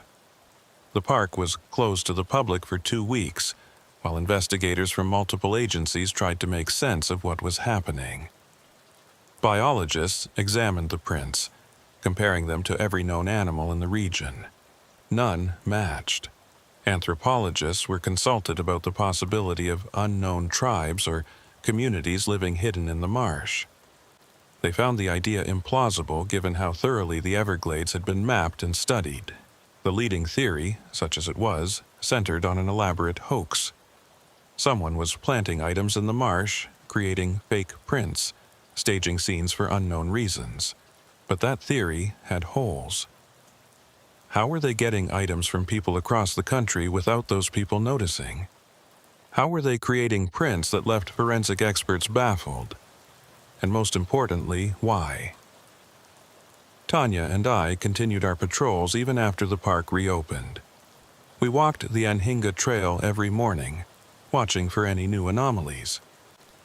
And on a humid Thursday morning in April, 3 weeks after I'd found the first backpack, we saw something that changed everything. We were doing our usual loop, checking the boardwalk, scanning the marsh. The morning mist was particularly thick that day, reducing visibility to maybe 30 feet. The water looked like dark glass beneath the white fog, and the cypress trees emerged from the mist like ghosts. Tanya stopped suddenly, her hand coming up in a signal for me to halt. She was staring at something in the marsh, off to our left, maybe 25 feet from the boardwalk. "Do you see that?" she whispered. I looked where she was pointing. At first I couldn't make out anything through the mist. But then I saw movement. Something pale, roughly human-sized, moving slowly through the shallow water parallel to the boardwalk. We watched in silence as the figure moved through the mist. It was walking upright, on two legs, but something about its gait was wrong. The knees bent at slightly odd angles, the arms swung too long, and the head, when I caught brief glimpses through the fog, seemed elongated somehow. It was carrying something dark and heavy that it held in its arms like a burden. Tanya already had her phone out, recording video. I did the same, trying to keep my hand steady even though my heart was pounding so hard I could feel it in my throat. The figure moved slowly, seemingly unaware of our presence. It walked with purpose, following a route through the marsh that took it deeper into the vegetation, away from the boardwalk. After maybe a minute, it disappeared into the mist and we lost sight of it.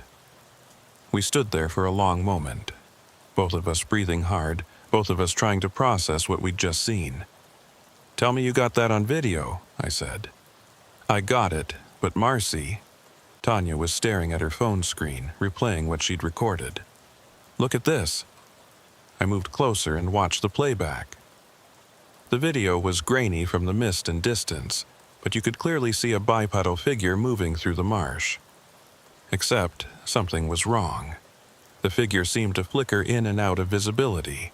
Not consistently, but randomly, like bad reception on a TV. One frame, it would be solid and visible.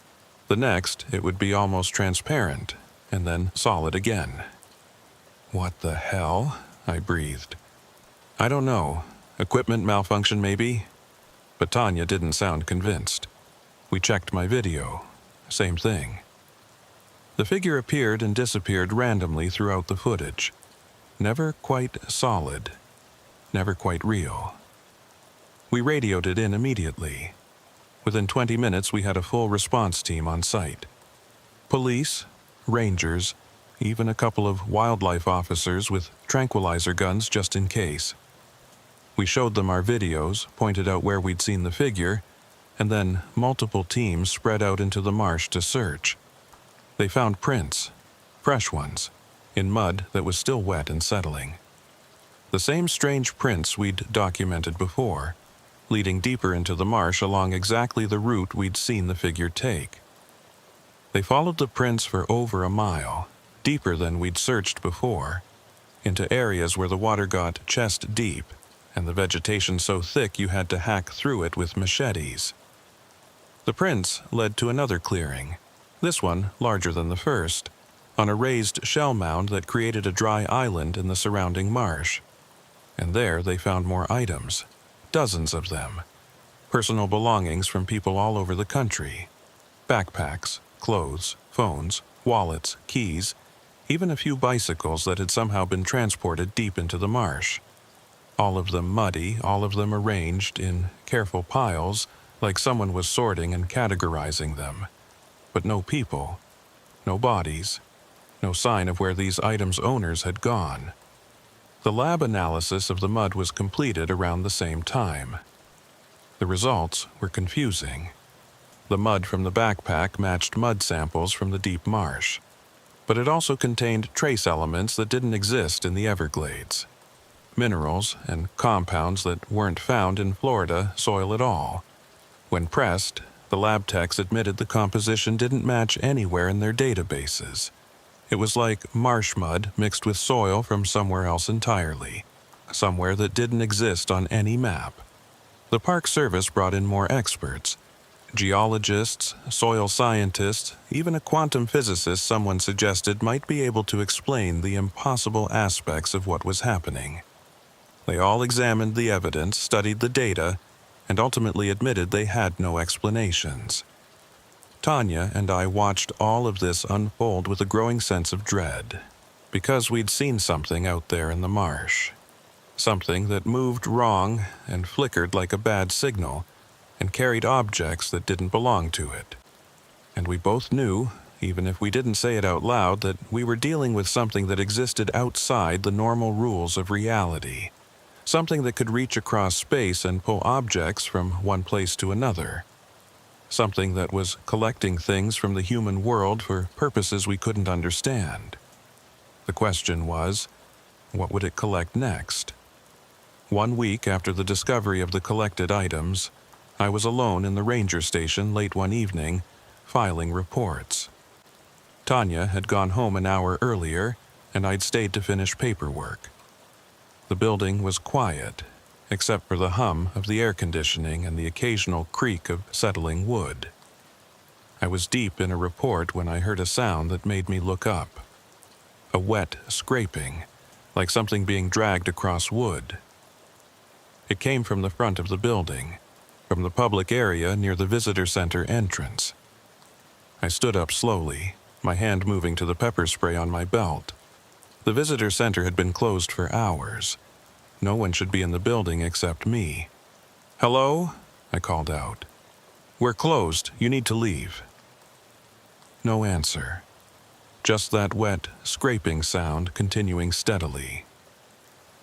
I moved towards the front of the building, my footsteps echoing in the quiet hallway. The lights in the visitor center were dimmed for the night, creating shadows in the corners. And there, in the center of the main room, I saw it. A backpack, sitting in the middle of the floor covered in mud, water dripping from it to pool on the tile beneath it. Steam or mist was rising from it, like it was much colder than the ambient temperature. But that wasn't the worst part. The worst part was that I was watching it materialize. It was appearing slowly, becoming more solid with each passing second. At first, it was translucent, almost ghostly, just an outline.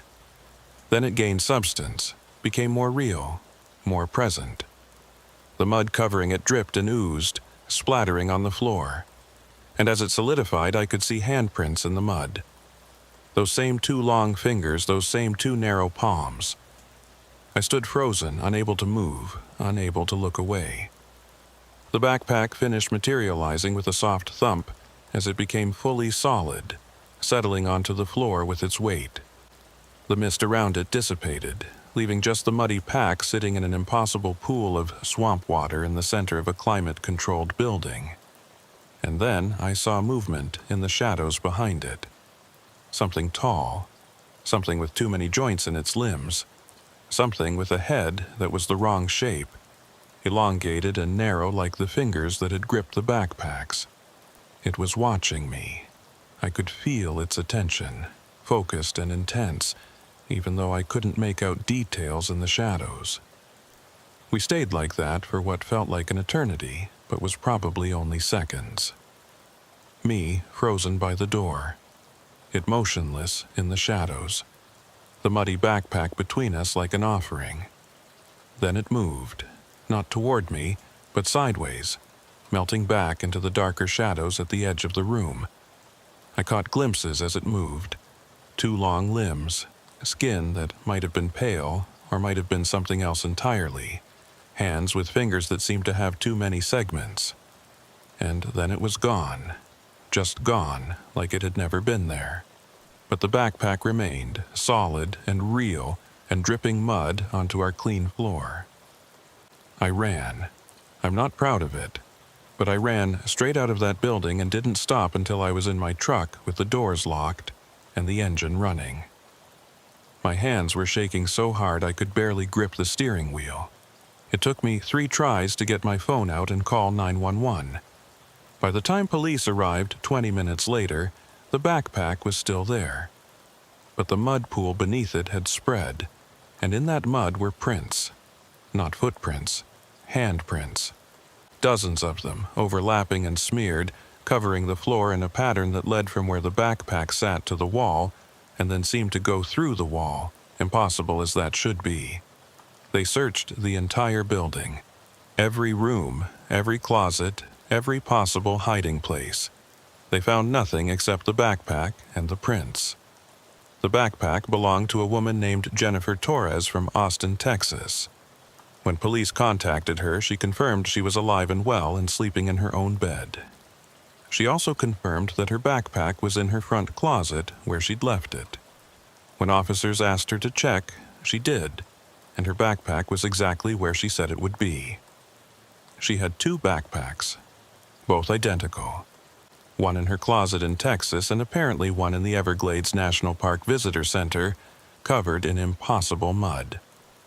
That's when I understood what we were really dealing with. This wasn't about transporting objects across space. This was about duplicating them, creating copies that were real and solid but also wrong in ways that violated physical laws.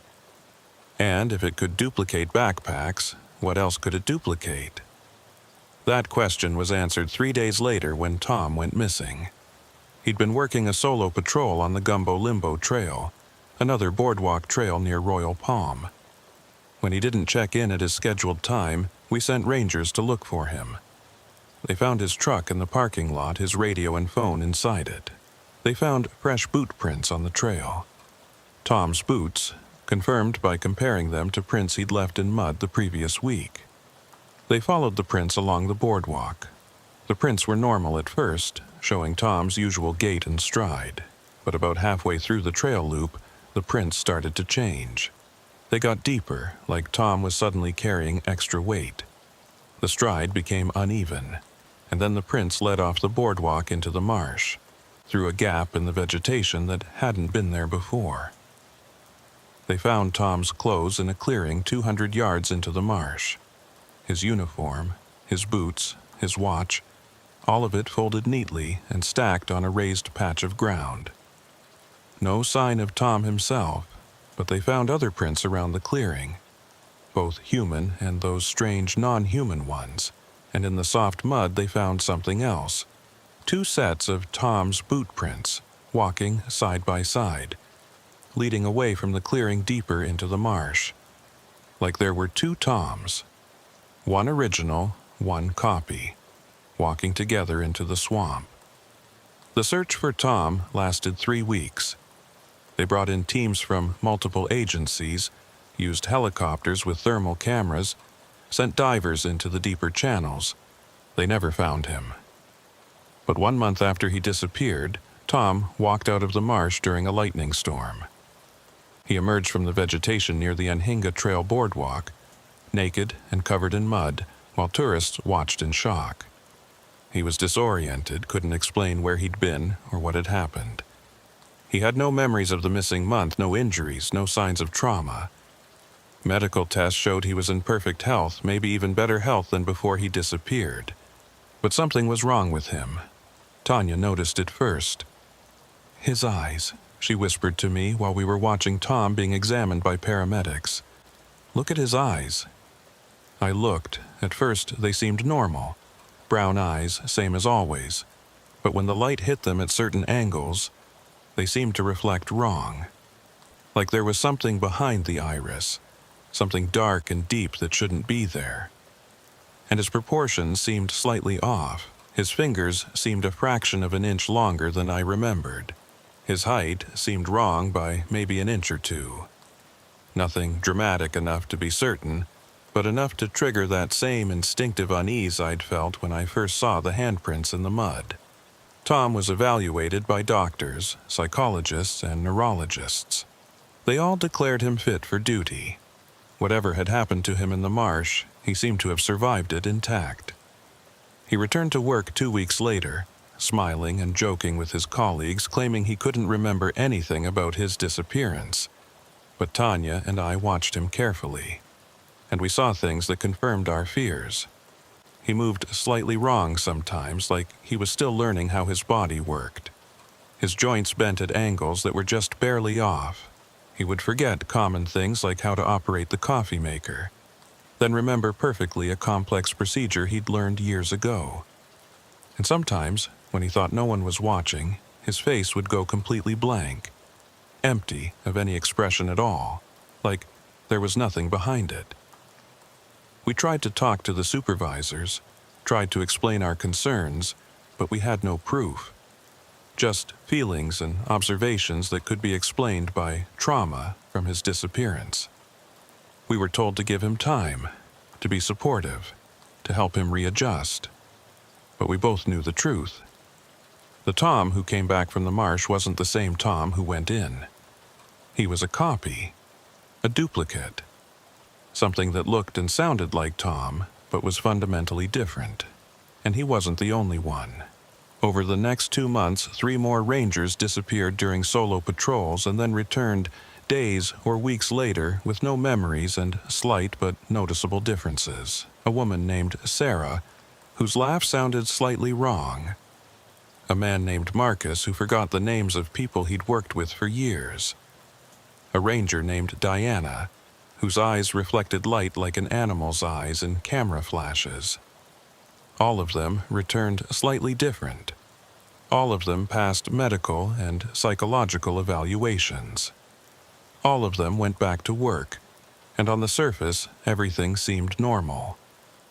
But Tanya and I knew. We watched them, documented the small differences, tried to understand what was happening. And we realized that whatever was in the marsh, it was learning. It was getting better at making copies. Each duplicate was closer to perfect than the last. Soon the differences would be undetectable. Soon, we wouldn't be able to tell who was real and who was a copy. The Park Service refused to acknowledge there was a problem. They wanted normalcy, wanted to believe everything could go back to how it was before the muddy backpacks started appearing.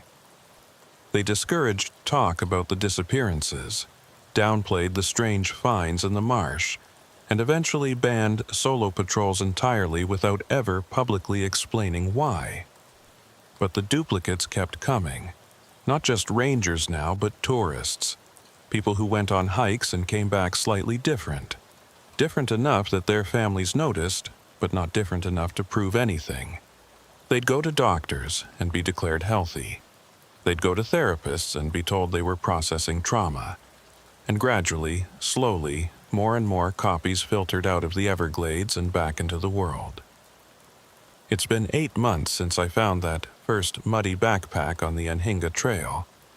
Tanya and I are still working together, still patrolling the trails, still watching for signs of what's happening in the marsh. But everything has changed. We don't work for the official Park Service anymore. We work for a different organization, one without a name or public presence. An organization that exists to deal with things that can't be officially acknowledged. Things that violate the laws of nature. Things like whatever is in the Everglades. They approached us 2 months after Tom came back. 2 people in suits, claiming to be from an environmental protection agency we'd never heard of. They showed us credentials that looked real but probably weren't. They sat us down in a secure room and showed us files. Files about other places. Other parks and wilderness areas where impossible things happened. Where objects appeared that shouldn't exist. Where people went missing and came back different. Where the boundaries between what was real and what wasn't seemed to blur and break. "You're not alone," one of them said. "This happens. Not often, but it happens. And when it does, we need people on the ground. People who understand what they're seeing. People who are willing to watch and document and help us understand." They offered us positions. Better pay than the Park Service. Better benefits. But also danger, they admitted. Real danger from things that didn't play by any rules we understood. Tanya and I looked at each other and didn't need to discuss it. We'd already decided, really, when we saw our first duplicate. When we realized something was taking people and replacing them with copies. We accepted. The organization gave us equipment. Cameras that could detect temperature anomalies. Sensors that measured electromagnetic fluctuations. Specialized recording devices that could capture things normal cameras missed. They gave us protocols for documenting encounters, for securing evidence, for staying safe when dealing with entities that existed outside normal reality. And they gave us information, files on the phenomena in the Everglades, compiled from investigations dating back decades. Incidents that had been covered up, explained away, or simply ignored. The thing in the Everglades wasn't new. It had been there for a long time, maybe since before the park existed. Indigenous peoples had stories about it, Warnings passed down through generations about places where the world got thin and things could slip through. About creatures that lived in the deep marsh and watched humans with incomprehensible interest. But something had changed recently. The entity was becoming more active, more bold, more willing to interact with humans directly rather than staying hidden in the deep interior where no one went. Why? The organization didn't know. Maybe human activity was encroaching on its territory. Maybe it was simply curious, studying us the way we might study insects. Or maybe it had some purpose we couldn't comprehend, some goal that motivated its collection and duplication activities. Our job was to watch it, document it, try to understand its patterns and behaviors, and most importantly, track the duplicates. Because that was the real problem. The copies that looked like people but weren't. They were spreading, leaving the Everglades, integrating into society, living lives that were almost but not quite normal. We didn't know what they wanted. We didn't know if they were dangerous, but we knew they were becoming more common. The organization had identified 73 confirmed duplicates so far. People who had gone into the Everglades and come back different. People whose families insisted they'd changed. People who had subtle physical differences that shouldn't be possible, like bone structure shifts or eye color variations that couldn't happen naturally. 73 that they knew about. But how many more were there that hadn't been identified? How many copies were walking around, undetected, living in cities and suburbs and thinking whatever duplicates thought? Tanya and I still patrol the trails. We walk the same boardwalks, check the same areas. But now we're armed with equipment that lets us see things normal humans can't. Heat signatures that don't match living bodies. Electromagnetic patterns that suggest something is phasing in and out of reality. Anomalies that mark where the boundary between worlds gets thin. And we watch the rangers, our former colleagues, including Tom and the others who came back. We document their movements, their behaviors, the small ways they continue to be different. We don't confront them because we don't know what would happen if we did. We just watch and record and send our reports to the organization. Sometimes I wonder if Tom knows what he is. If somewhere inside that duplicate body there's awareness that he's a copy, or if he truly believes he's the original Tom, with memories and experiences that feel completely real even though they were manufactured. Sometimes I wonder if it matters. Last week, Tanya and I were on night patrol in the marsh, using our specialized equipment to map out areas of high anomalous activity. The Everglades at night is a different place than during the day. The darkness is absolute, broken only by our lights. The sounds are different, more primal, and the sense of being watched is overwhelming. We were deep in the interior, far from any trails, using boats to navigate channels that rarely see human traffic. Our sensors were reading high on the electromagnetic scale, suggesting we were approaching an area where the entity was active. And then we saw them, figures in the marsh, dozens of them, maybe more, standing in the shallow water, completely motionless, all facing the same direction. They looked human at first glance, but wrong in all the ways we'd learned to recognize. Too long limbs, slightly incorrect proportions. That quality of wrongness that triggered instinctive unease. We stopped our boat and watched in silence. The figures didn't react to our presence. They just stood there, perfectly still, like statues placed in the marsh. We recorded everything with our equipment, capturing thermal images that showed their body temperatures were wrong, too low for living humans. Electromagnetic readings showed they were generating fields that shouldn't exist in biological entities. Then, as we watched, something else emerged from the water between them. It was massive, at least 10 feet tall, though its form seemed to shift and change, making it hard to estimate accurately. It had a roughly humanoid shape, but stretched and elongated like a person reflected in a funhouse mirror. Its skin, if you could call it skin, seemed to absorb light rather than reflect it, creating a void-like darkness in the shape of a body. And it was carrying something. Another duplicate, this one clearly fresh, still wet with marsh water, struggling weakly against the entity's grip. We watched as the entity placed the duplicate with the others, arranging it carefully in the formation. The duplicate stopped struggling and went still, joining the motionless ranks of the others. "What are they doing?" Tanya whispered. I didn't have an answer, but as we watched, the entity moved among its creations, adjusting them, positioning them with what almost seemed like care. Like an artist arranging a gallery, like a collector organizing a display, and then all of them, the entity and all its duplicates, turned and looked directly at us. We ran, started the boat, and got out of there as fast as we could, not caring about stealth or procedure, just focused on putting distance between us and those things standing in the marsh. But as we fled, I looked back and saw something that has haunted me every night since. The entity was waving at us, not threateningly, not aggressively, just waving, the way you'd wave goodbye to a friend. Its too long arm raised, its too many jointed hand moving back and forth in a gesture that was almost, but not quite, human, like it was learning, watching us, studying our behaviors, figuring out how to be more like us. We reported the encounter to the organization. They analyzed our footage, ran the data through their models, and came back with a preliminary assessment that confirmed our fears. The entity is building an army.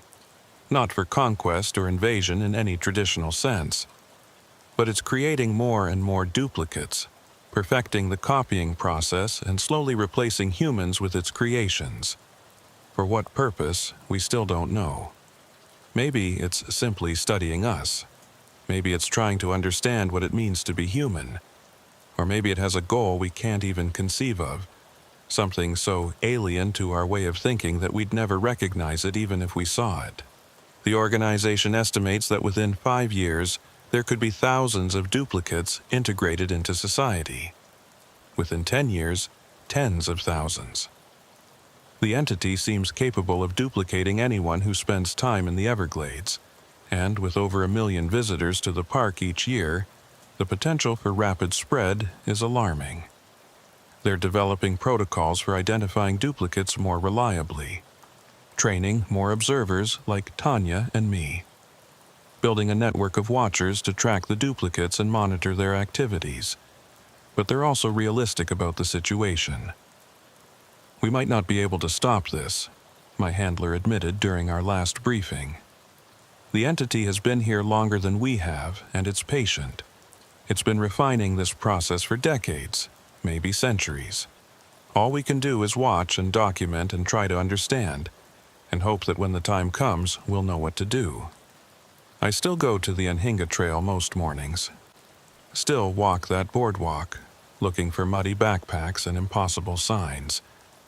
Tourists pass me, smiling and taking photos, completely unaware of what's happening in the marsh beside them.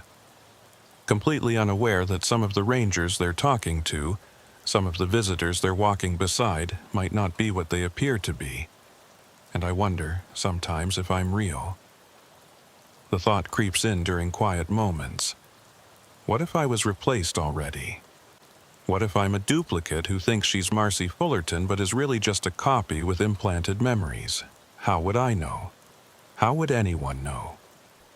The organization has protocols for that too. Regular testing, physical examinations, psychological evaluations.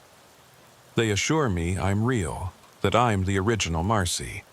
But how can I trust that assessment when the duplicates are becoming so perfect that they're undetectable? Tanya and I talk about it sometimes, late at night when we're on patrol together. The philosophical implications of what we're dealing with. If a copy has all your memories, all your personality traits, all your physical characteristics, is it really different from you? At what point does a duplicate become real? We don't have answers. We just have questions that multiply the more we learn. Yesterday, I found another backpack on the Anhinga Trail. Same scenario as the first one. Muddy exterior, clean interior, sitting on dry wood with no explanation for how it got there. This one belonged to a man named James Martinez from Phoenix, Arizona. We called him, and he confirmed he was fine, and his backpack was in his closet where it belonged. But then he said something that made my blood run cold. Although, I could swear I had 2 of these backpacks. I remember buying a second one as a backup, but I can only find one now. Weird how you forget things like that. The entity isn't just creating duplicates anymore. It's starting to affect memories, making people forget that things were duplicated, smoothing over the inconsistencies in reality so that even the evidence of duplication gets erased. How many people have had their possessions duplicated without realizing it? How many have lost track of belongings they once had, assuming they misplaced them or gave them away, never suspecting that something took them and copied them and placed the copies in a marsh 1,000 miles away? And if it can make people forget about objects, can it make people forget about other people? The thought keeps me awake at night. Could the entity duplicate someone and then make everyone forget the original existed? Could it replace a person so thoroughly that even their own family would accept the duplicate without question, their memories subtly altered to accommodate the replacement? We're watching for that now. Documenting relationships, tracking social connections, looking for signs that people's memories are being manipulated. But it's hard to investigate something that erases its own evidence. This morning, Tanya didn't show up for our patrol. I waited at the ranger station for an hour, calling her phone repeatedly. It went straight to voicemail. I drove to her apartment and found her truck in the parking lot, but she didn't answer when I knocked. I contacted the organization and they're sending people to investigate. But I'm scared. Scared that when they find Tanya, she'll be back but different. Scared that she'll have gaps in her memory that we can't prove existed. Scared that she'll become another name on the list of duplicates. Another person who's almost but not quite who they used to be. And I'm scared that soon, I'll be the only one left who remembers how things really were. If you're reading this, if somehow this account finds its way to you, I need you to understand something. The Everglades is not safe. Not in the way that natural dangers make a place unsafe. It's unsafe because there's something there that's learned how to reach out from its hidden places and touch our world in ways that violate everything we think we know about reality. That muddy backpack I found on the Anhinga Trail 8 months ago wasn't just a strange incident. It was a message, a demonstration of power, a warning that went unheeded because we couldn't comprehend what we were being shown. The entity can duplicate objects. It can duplicate people. It's learning to duplicate memories and alter reality itself. And we don't know how to stop it. So if you visit the Everglades, stay on the trails. Don't investigate strange objects you find. Don't follow gaps in the vegetation. And if you go missing, even for a few hours, consider the possibility that you might not be the same person who entered the marsh. Check your proportions carefully. Look at your hands and see if the fingers are just slightly too long. Look in the mirror and see if your eyes reflect light in ways they shouldn't. Ask yourself if your memories feel completely real, or if there are gaps you can't quite account for. Because the copies are getting perfect. Soon, maybe they already are perfect, and there won't be any way to tell the difference. Soon we'll all be duplicates or living among duplicates, and the line between what's real and what's copied will blur until it disappears entirely. I'm writing this from the observation tower at the Anhinga Trail, watching the marsh in the pre-dawn darkness. My equipment is reading high on all sensors.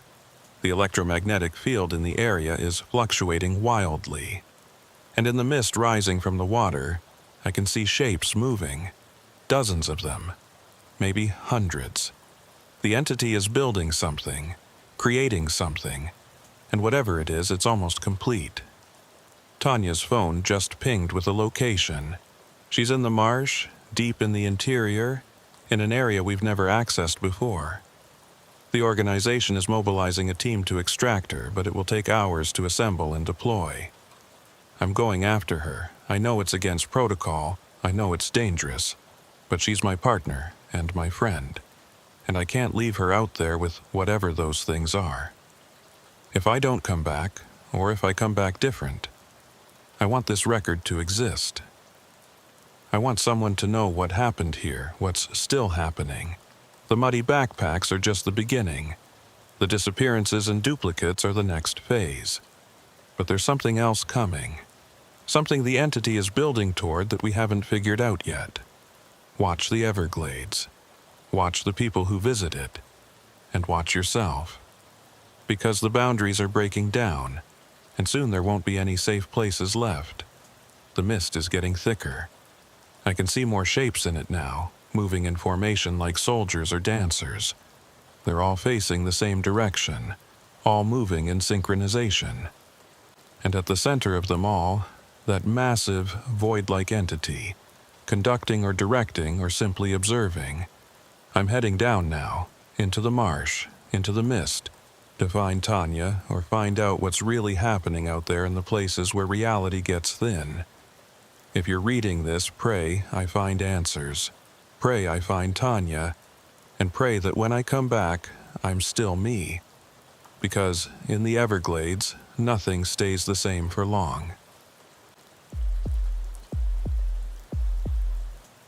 My name is Ralph Moreau, and I've been a backcountry ranger at Everglades National Park for 11 years. Most of that time has been spent in the 10,000 Islands area, where the fresh water of the Everglades meets the salt water of the Gulf of Mexico. It's a maze of mangrove islands and narrow channels, a place where you can paddle for hours without seeing another human being. A place where the only sounds are the splash of your paddle, the call of birds, and the occasional bellow of an alligator. I love the isolation. Always have. That's why I requested backcountry duty when I first joined the Park Service. While other rangers prefer the visitor centers and popular trails, I'm happiest in my patrol boat, navigating channels that most people will never see, checking on remote campsites and monitoring the wildlife in areas where humans are rare visitors. But after what happened in October of last year, I've started to understand why some people fear the isolation, why they prefer the safety of crowds and marked trails. Because out there in the backcountry, when something goes wrong, you're truly alone. And the swamp doesn't care whether you understand what's happening to you or not. It started on a Thursday evening in late October. I'd spent the day patrolling the channels around Lostman's 5 Bay, checking for illegal fishing and making sure the designated campsites were in good condition. It had been a routine day, the kind I'd done hundreds of times before. The weather was perfect for fall in the Everglades. Low 80s, low humidity, clear skies. The kind of day that reminds you why you became a ranger in the first place. As the sun started to set, I decided to camp for the night at a chickie near Sweetwater Bay. A chickie is an elevated wooden platform with a roof, designed for overnight camping in areas where the ground is too wet to pitch a tent.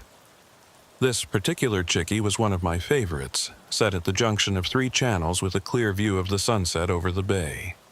I tied off my patrol boat to the platform supports and climbed up with my gear.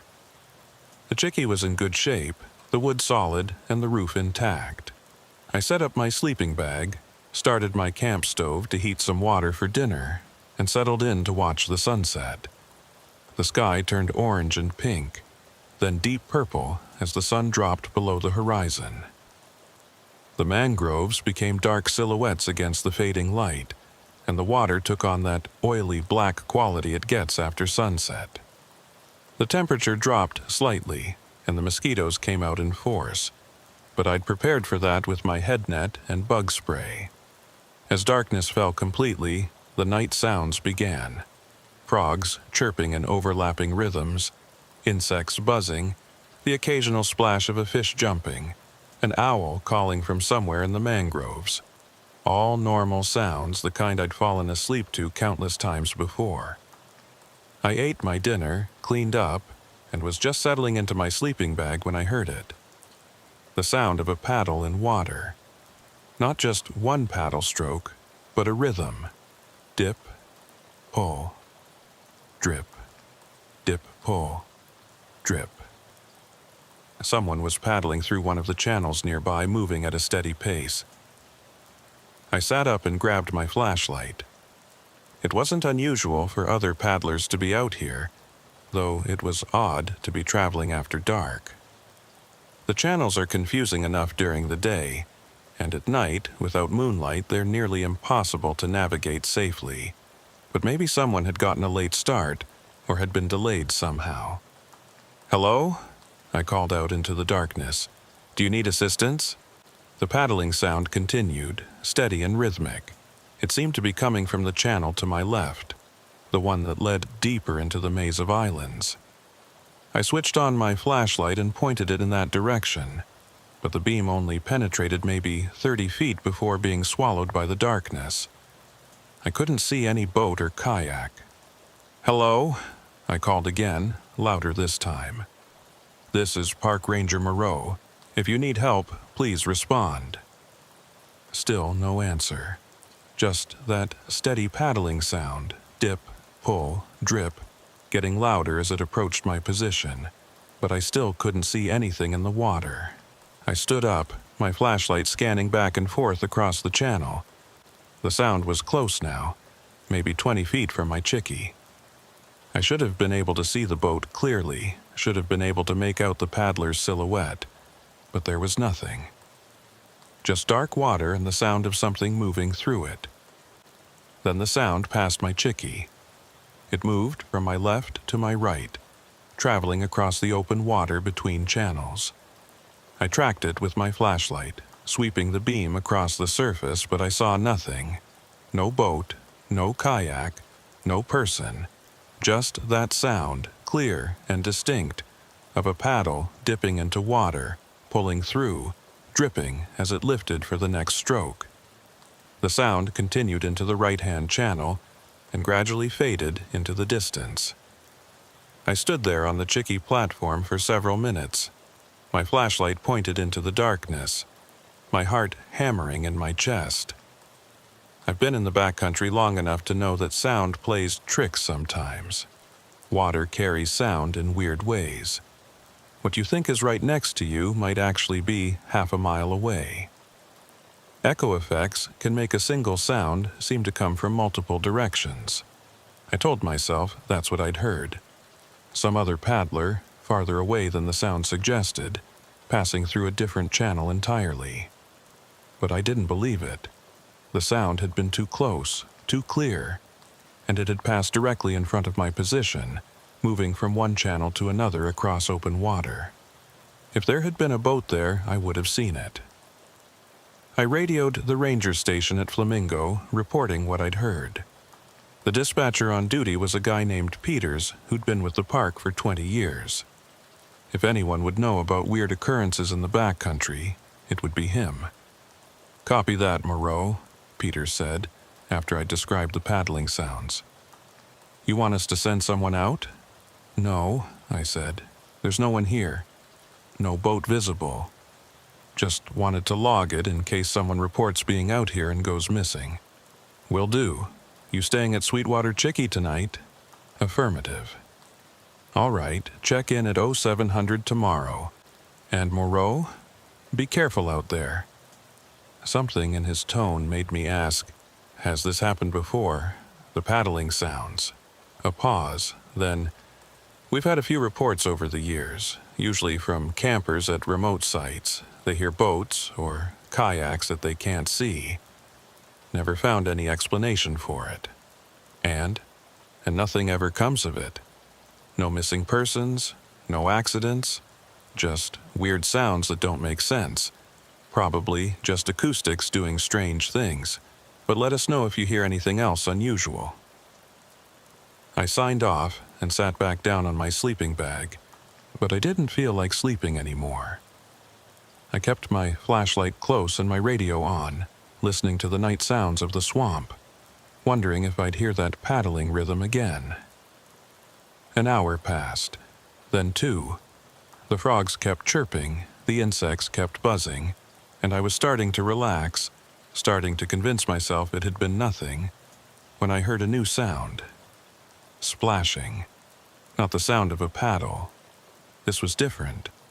It sounded like something moving through the water, creating small waves and ripples, and it was coming from multiple directions, like several things were moving around my chickie at once.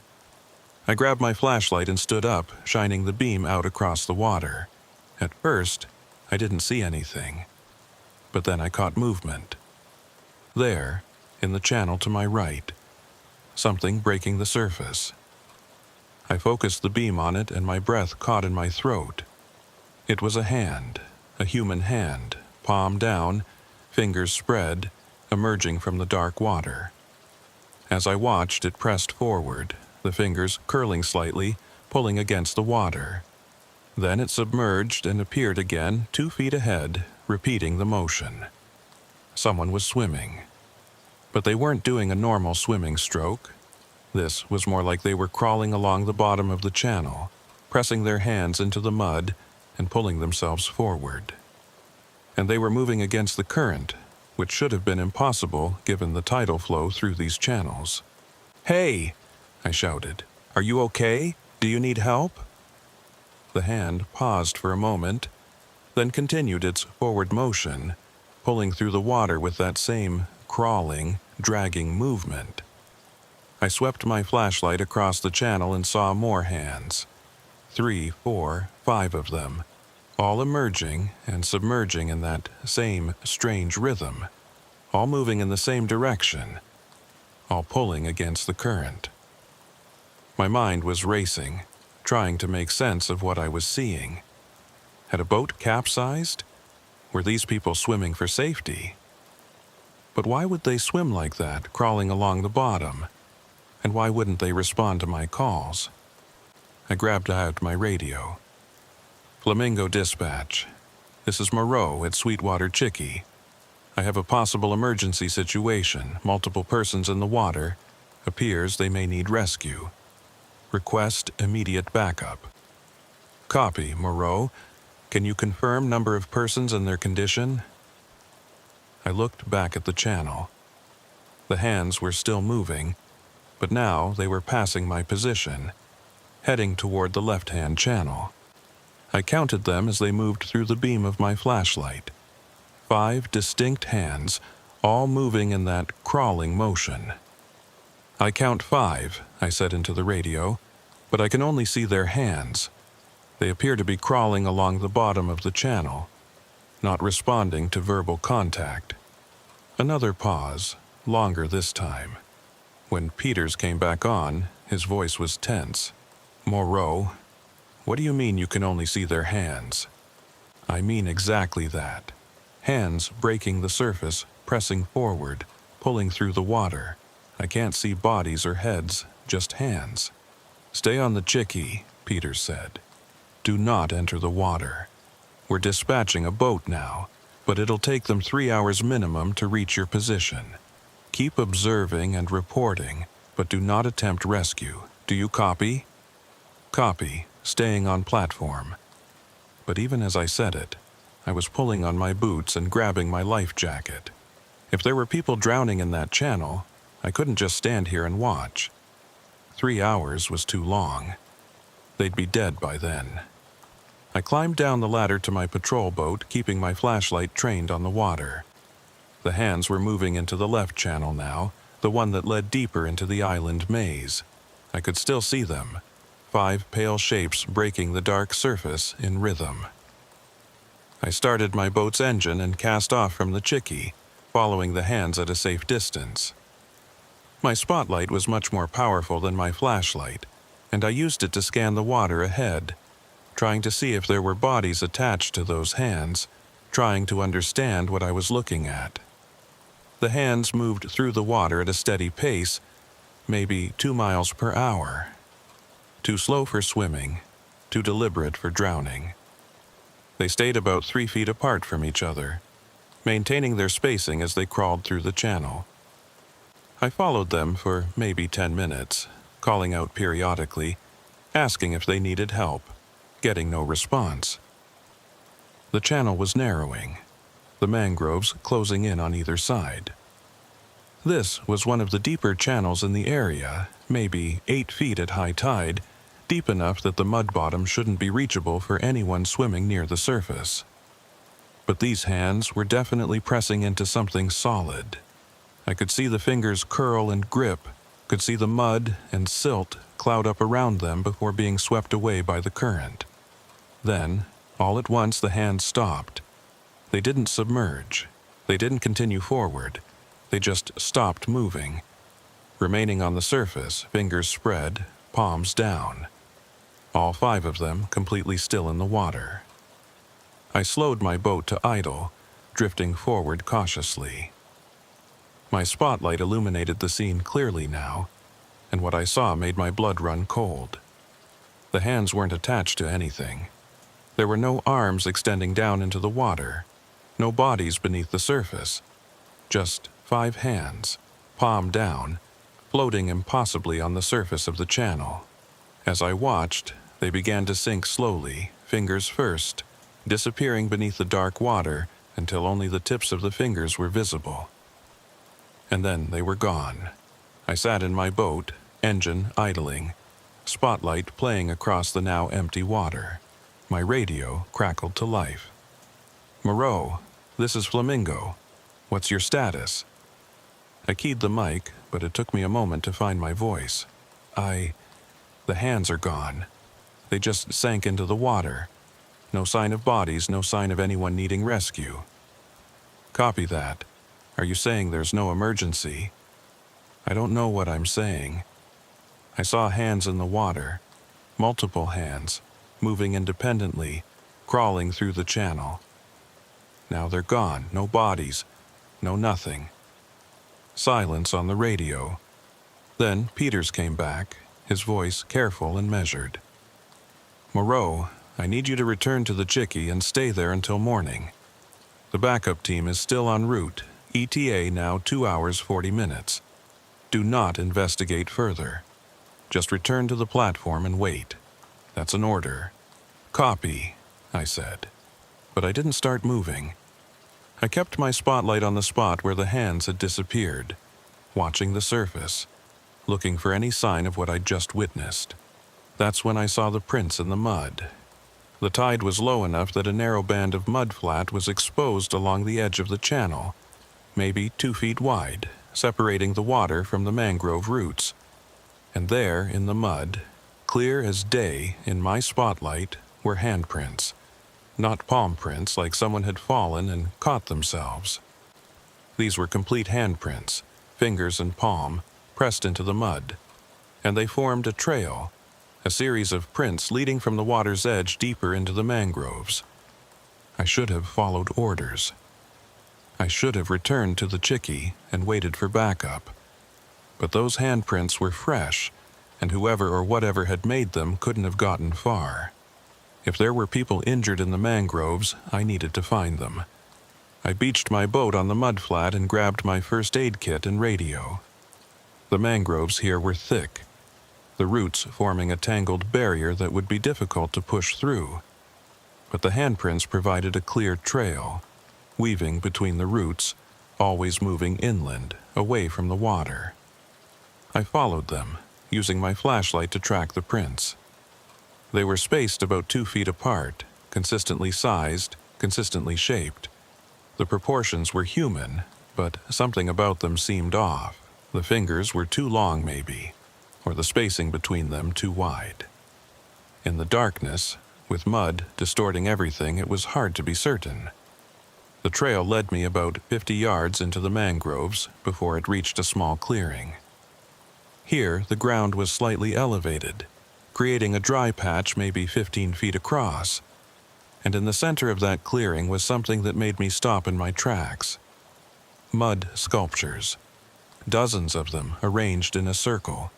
They were crude, about the size of human torsos, shaped from the black marsh mud and left to dry in the air. Some were recent, still wet and glistening. Others were older, cracked and crumbling. They had no features, no faces, just vaguely human-shaped lumps of mud piled on top of each other. And at the base of each sculpture were handprints. The same handprints I'd followed from the channel, pressed into the mud around each form. Sometimes a dozen prints around a single sculpture. I stood there, trying to process what I was seeing, trying to find a logical explanation. Some kind of art installation? But who would come out here, miles from any access point, to create mud sculptures in a mangrove clearing? And why? My radio crackled. Peters again. "Moreau, respond. We've lost your signal. What's your position?" I looked at my radio. No bars. The mangrove canopy must be blocking the signal. I keyed the mic anyway. "Flamingo, this is Moreau. I'm approximately 50 yards inland from the channel, investigating a clearing with multiple objects. I've lost signal, but will return to the boat shortly." No response, just static. I was turning to leave when I heard it again. The paddling sound. But this time it wasn't coming from the water. It was coming from behind me, deeper in the mangroves, where the clearing gave way to denser vegetation. Dip, pull, drip, dip, pull, drip.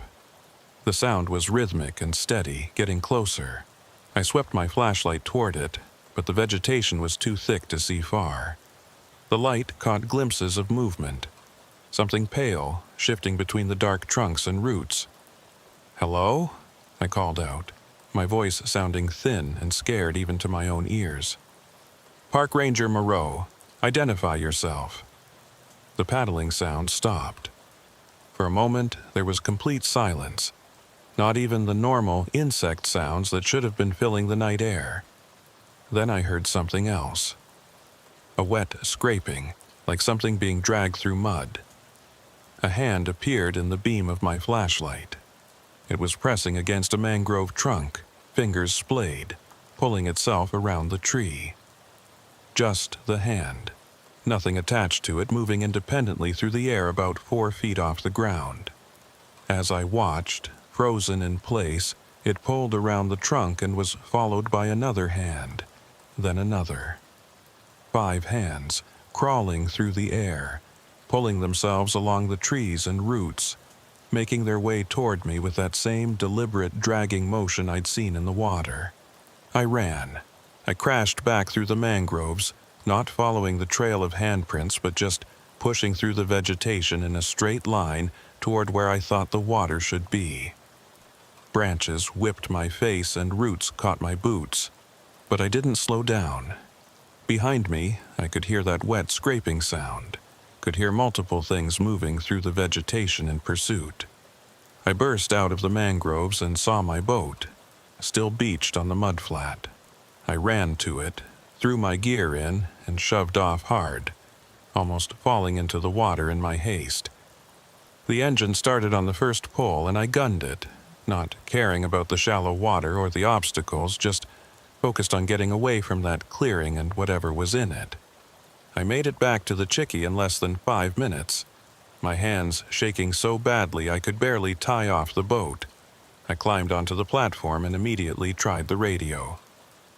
"Flamingo, Flamingo, this is Moreau. Emergency. Request immediate extraction."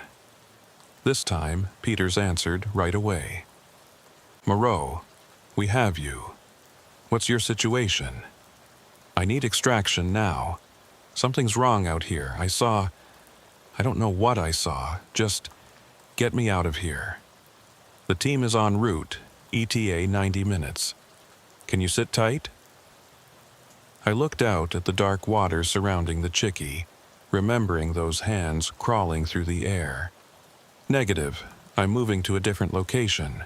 We'll update when I find a secure position." "Moreau, we need you to stay put so the team can find you."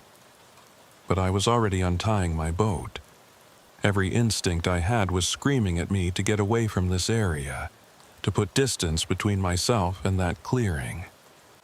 I started the engine and headed west toward the more open waters of the Gulf, where there were fewer channels and hiding places, where I could see what was coming. I'd gone maybe 2 miles when my engine died, just stopped without any warning. I tried to restart it, but got nothing, not even a click. I checked the fuel gauge, full tank. I checked the kill switch, the connections, everything I could think of. Nothing was obviously wrong, but the engine wouldn't turn over. I was drifting now, current carrying me slowly east, back toward the island maze I'd just left. I grabbed my paddle and started working, trying to make progress toward the Gulf, but the current was stronger than I'd realized. For every stroke I made forward, I drifted 2 strokes back, and then I heard it. From behind me, from the channels I'd left. The paddling sound. Multiple paddles now, dozens of them, all moving in rhythm. Dip, pull, drip, dip, pull, drip. Getting closer. I paddled harder, my shoulders burning, sweat pouring down my face despite the cool night air.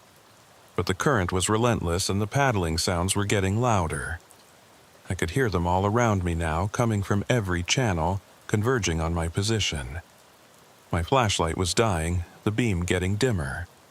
I switched to my backup light and immediately wished I hadn't. The channel behind me was full of hands. Hundreds of them emerging from the water in that crawling motion, all pulling in my direction.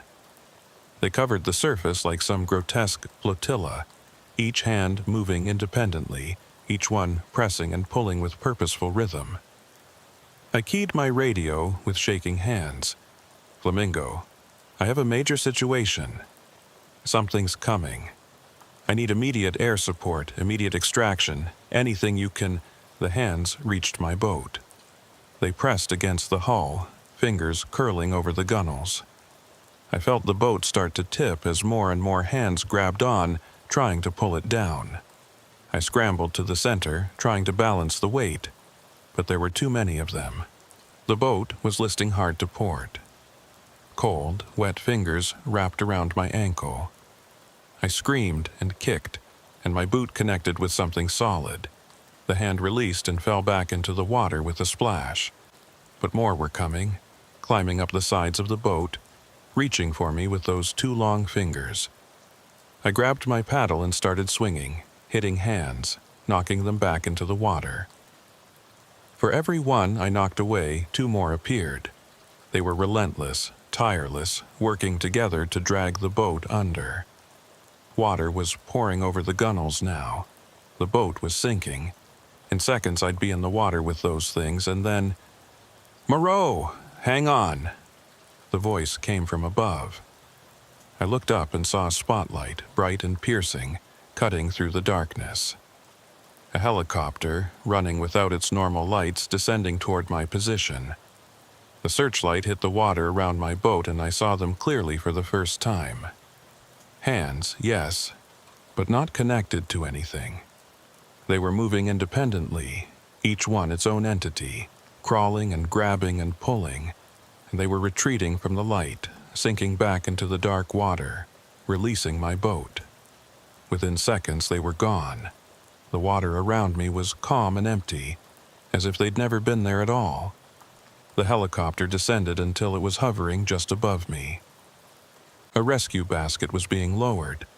I grabbed it and secured myself, and they pulled me up, leaving my boat to sink into the channel. As we climbed higher, I looked down at the water below. In the helicopter's spotlight, I could see the entire channel system spread out beneath us. And in every channel, in every waterway, I could see movement. Pale shapes beneath the surface, thousands of them, all crawling in the same direction. All heading inland toward the heart of the Everglades. Inside the helicopter, someone wrapped me in a blanket. I was shaking uncontrollably, shock setting in. The crew chief was asking me questions, but I couldn't focus on what he was saying. I just kept looking out the window at the dark water below, at all those things crawling through it. "We need to warn people," I finally managed to say. "Close the park. Something's in the water. Something wrong." The crew chief exchanged a glance with the pilot. "We know," he said quietly. "You're the third ranger to report similar activity in the past week. The Park Service is investigating." "Third?" I stared at him. "What happened to the other two?" "One made it out like you. The other—" He trailed off, shaking his head. We flew back to Flamingo in silence. When we landed, there was already a debrief team waiting. They took me into a secure room and spent 3 hours questioning me, asking me to describe everything I'd seen, everything I'd heard, trying to understand what was happening out in the backcountry. I told them everything: the paddling sounds, the hands in the water, the mud sculptures, the chase through the mangroves, the attack on my boat, all of it. When I was done, the lead investigator sat back and studied me for a long moment. "Mr. Moreau, what I'm about to tell you is classified. The Park Service has been aware of anomalous activity in the 10,000 Islands area for approximately 6 months. We don't know what's causing it, but it appears to be localized to the remote channels and confined to nighttime hours." "What are they?" I asked. "Those things in the water?" "We don't know. They don't match any known biological entity. They don't show up on thermal imaging.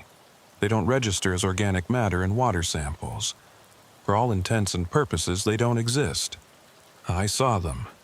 They grabbed my boat. That's pretty damn existent." "I believe you. But we have no physical evidence. The hands dissolve in sunlight. The mud sculptures crumble if moved. It's like they exist only in that space, in those conditions, and nowhere else. So what do we do? For now, the backcountry from Lostman's to Sweetwater is closed to overnight use. Day access only, and rangers will travel in pairs. We're monitoring the situation, trying to understand it." He paused. "We'd like you to go back out there." I laughed, but it came out harsh and bitter. "You're joking. You're one of the few people who've encountered them and survived. You know what to look for, what to avoid. We need experienced rangers who understand the risk." "I'll do it," said a voice from the doorway. I turned and saw another ranger standing there. He was younger than me, maybe late 20s, with the lean build of someone who spent a lot of time in the field. His uniform name tag read Vance. "Elliot Vance," he said, stepping into the room. "I've been working the coastal areas for 3 years. If we're going back out there to study these things, I volunteer." The lead investigator looked between us. "You'll work as a team. Daylight hours only. Full communication protocols. Any sign of the phenomena, you report immediately and withdraw. Understood?" I wanted to say no. Wanted to refuse the assignment and request a transfer to some safe, boring visitor center. But I thought about those hands moving through the water, thought about what might happen if whatever was out there spread beyond the isolated channels. "Understood," I said. And that's how Elliot and I became partners. That's how we ended up going back into the backcountry, into the channels where things crawled in the darkness, searching for answers to questions we didn't fully understand. But that was 3 months ago. Since then, things have gotten worse. The phenomena isn't confined to night anymore. The hands are appearing in daylight now, fewer of them, but still present. The mud sculptures are spreading to new areas, and tourists are starting to report strange sounds, strange sightings. The Park Service is still calling it an investigation, still claiming they're studying the situation. But Elliot and I both know the truth. They don't understand what's happening any more than we do. And whatever is out there in the channels, it's growing stronger. Yesterday we found something new. A channel we've patrolled a dozen times before was empty of water, completely dry, the mud bottom exposed, showing hundreds of handprints pressed into the surface. All of them leading toward the center of the Everglades, toward the freshwater interior where no rangers have been sent to investigate. When we reported it, They told us to stay clear of that area. Said they were bringing in federal resources, specialists from agencies we'd never heard of. Said they'd handle it from here. But I don't think anyone can handle this. Because last night, from my house on the mainland 40 miles from the nearest channel, I heard it. The paddling sound, dip, pull, drip. It was faint, distant but unmistakable. And it was coming from my bathtub. I checked the water. It was still and clear, nothing visible. But when I turned off the lights and listened in the darkness, I could hear them under the surface. Dozens of them, crawling through the pipes, pulling themselves along, working their way inland one hand length at a time. The Everglades isn't confined to the park anymore. The channels aren't just water and mud anymore.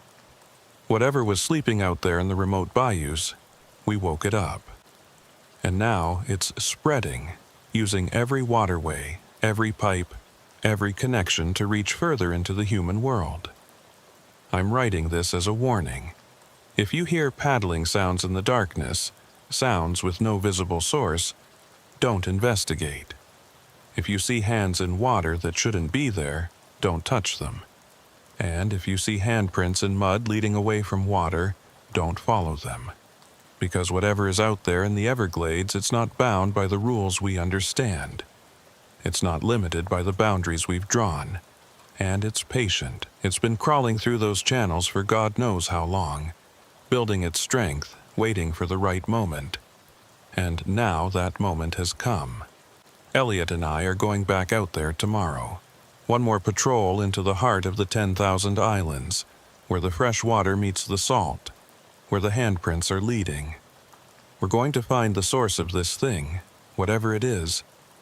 If you don't hear from us again, you'll know we failed. But if you start hearing paddling sounds in your own home, in your own water, then you'll know it succeeded. The channel is screaming. Silent screams that only those who've seen the hands can hear. And soon, very soon, everyone will hear them. The water is rising. And in that water, things are crawling. Things with too long fingers and impossible strength. Things that should not exist but do, and they're coming inland. I called Elliot that night after I heard the sounds in my bathtub. He answered on the first ring, like he'd been waiting for my call. "You heard it too," he said. Not a question, a statement. My bathtub, the pipes, they're in the water supply. Mine too, kitchen sink. Started an hour ago. His voice was steady, but I could hear the fear underneath. "Ralph, I checked the water main outside my building. There are handprints in the mud around the access panel, fresh ones. They're using the underground pipes to spread." I looked out my window at the quiet suburban street. Normal houses, normal cars, normal lives. Nobody had any idea what was crawling through the water beneath their feet, what was waiting in their pipes for darkness to fall. "We can't stop this," I said. "Whatever we find tomorrow, it's already too late." "I know," Elliot replied. "But we still have to try. We have to at least understand what it is. Why it's doing this. Does the why matter?" Silence on the line. Then, "My daughter is 3 years old, Ralph. She takes baths every night. If I don't try to stop this, if I don't at least try to understand it, and something happens to her." He didn't finish the sentence. He didn't need to. "We'll find it," I said. "Whatever's at the center of those channels, we'll find it. Document it. Give them something to work with. And if we don't make it back, then at least we tried." After we hung up, I went back to the bathroom. The paddling sound had stopped, but I knew they were still there, waiting in the darkness of the pipes. I turned on every light in the house and sat in my living room with a baseball bat across my lap, watching the bathroom door, listening for that wet scraping sound that meant they were coming. Dawn couldn't come fast enough. When morning finally arrived, I showered quickly, checking the drain every few seconds, half expecting hands to emerge and grab my ankles. Nothing happened. In daylight, everything seemed normal, just water and pipes and the mundane reality of a suburban bathroom. But I knew the truth. Night would come again. And when it did, the things in the water would be stronger, bolder, closer. I met Elliot at the Flamingo Ranger Station at 6:30 hours. He looked as tired as I felt, dark circles under his eyes.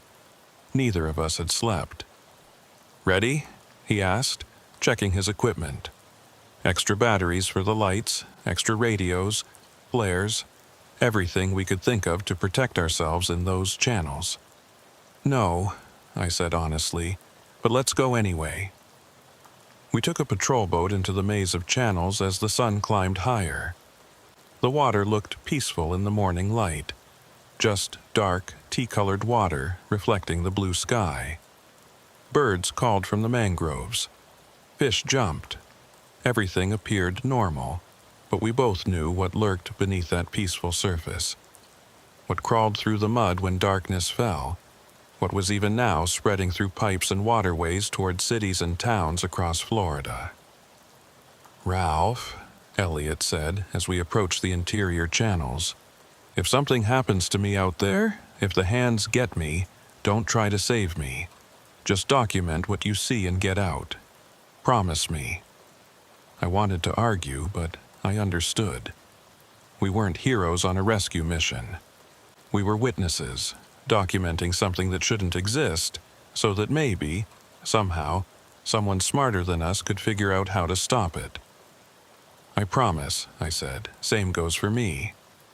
He nodded once, and we continued into the heart of the 10,000 Islands, where the handprints all led, where something waited in the dark water and darker mud. We radioed our position at 0700 hours. All systems normal, weather clear, entering the interior channels. That was the last time anyone heard from us.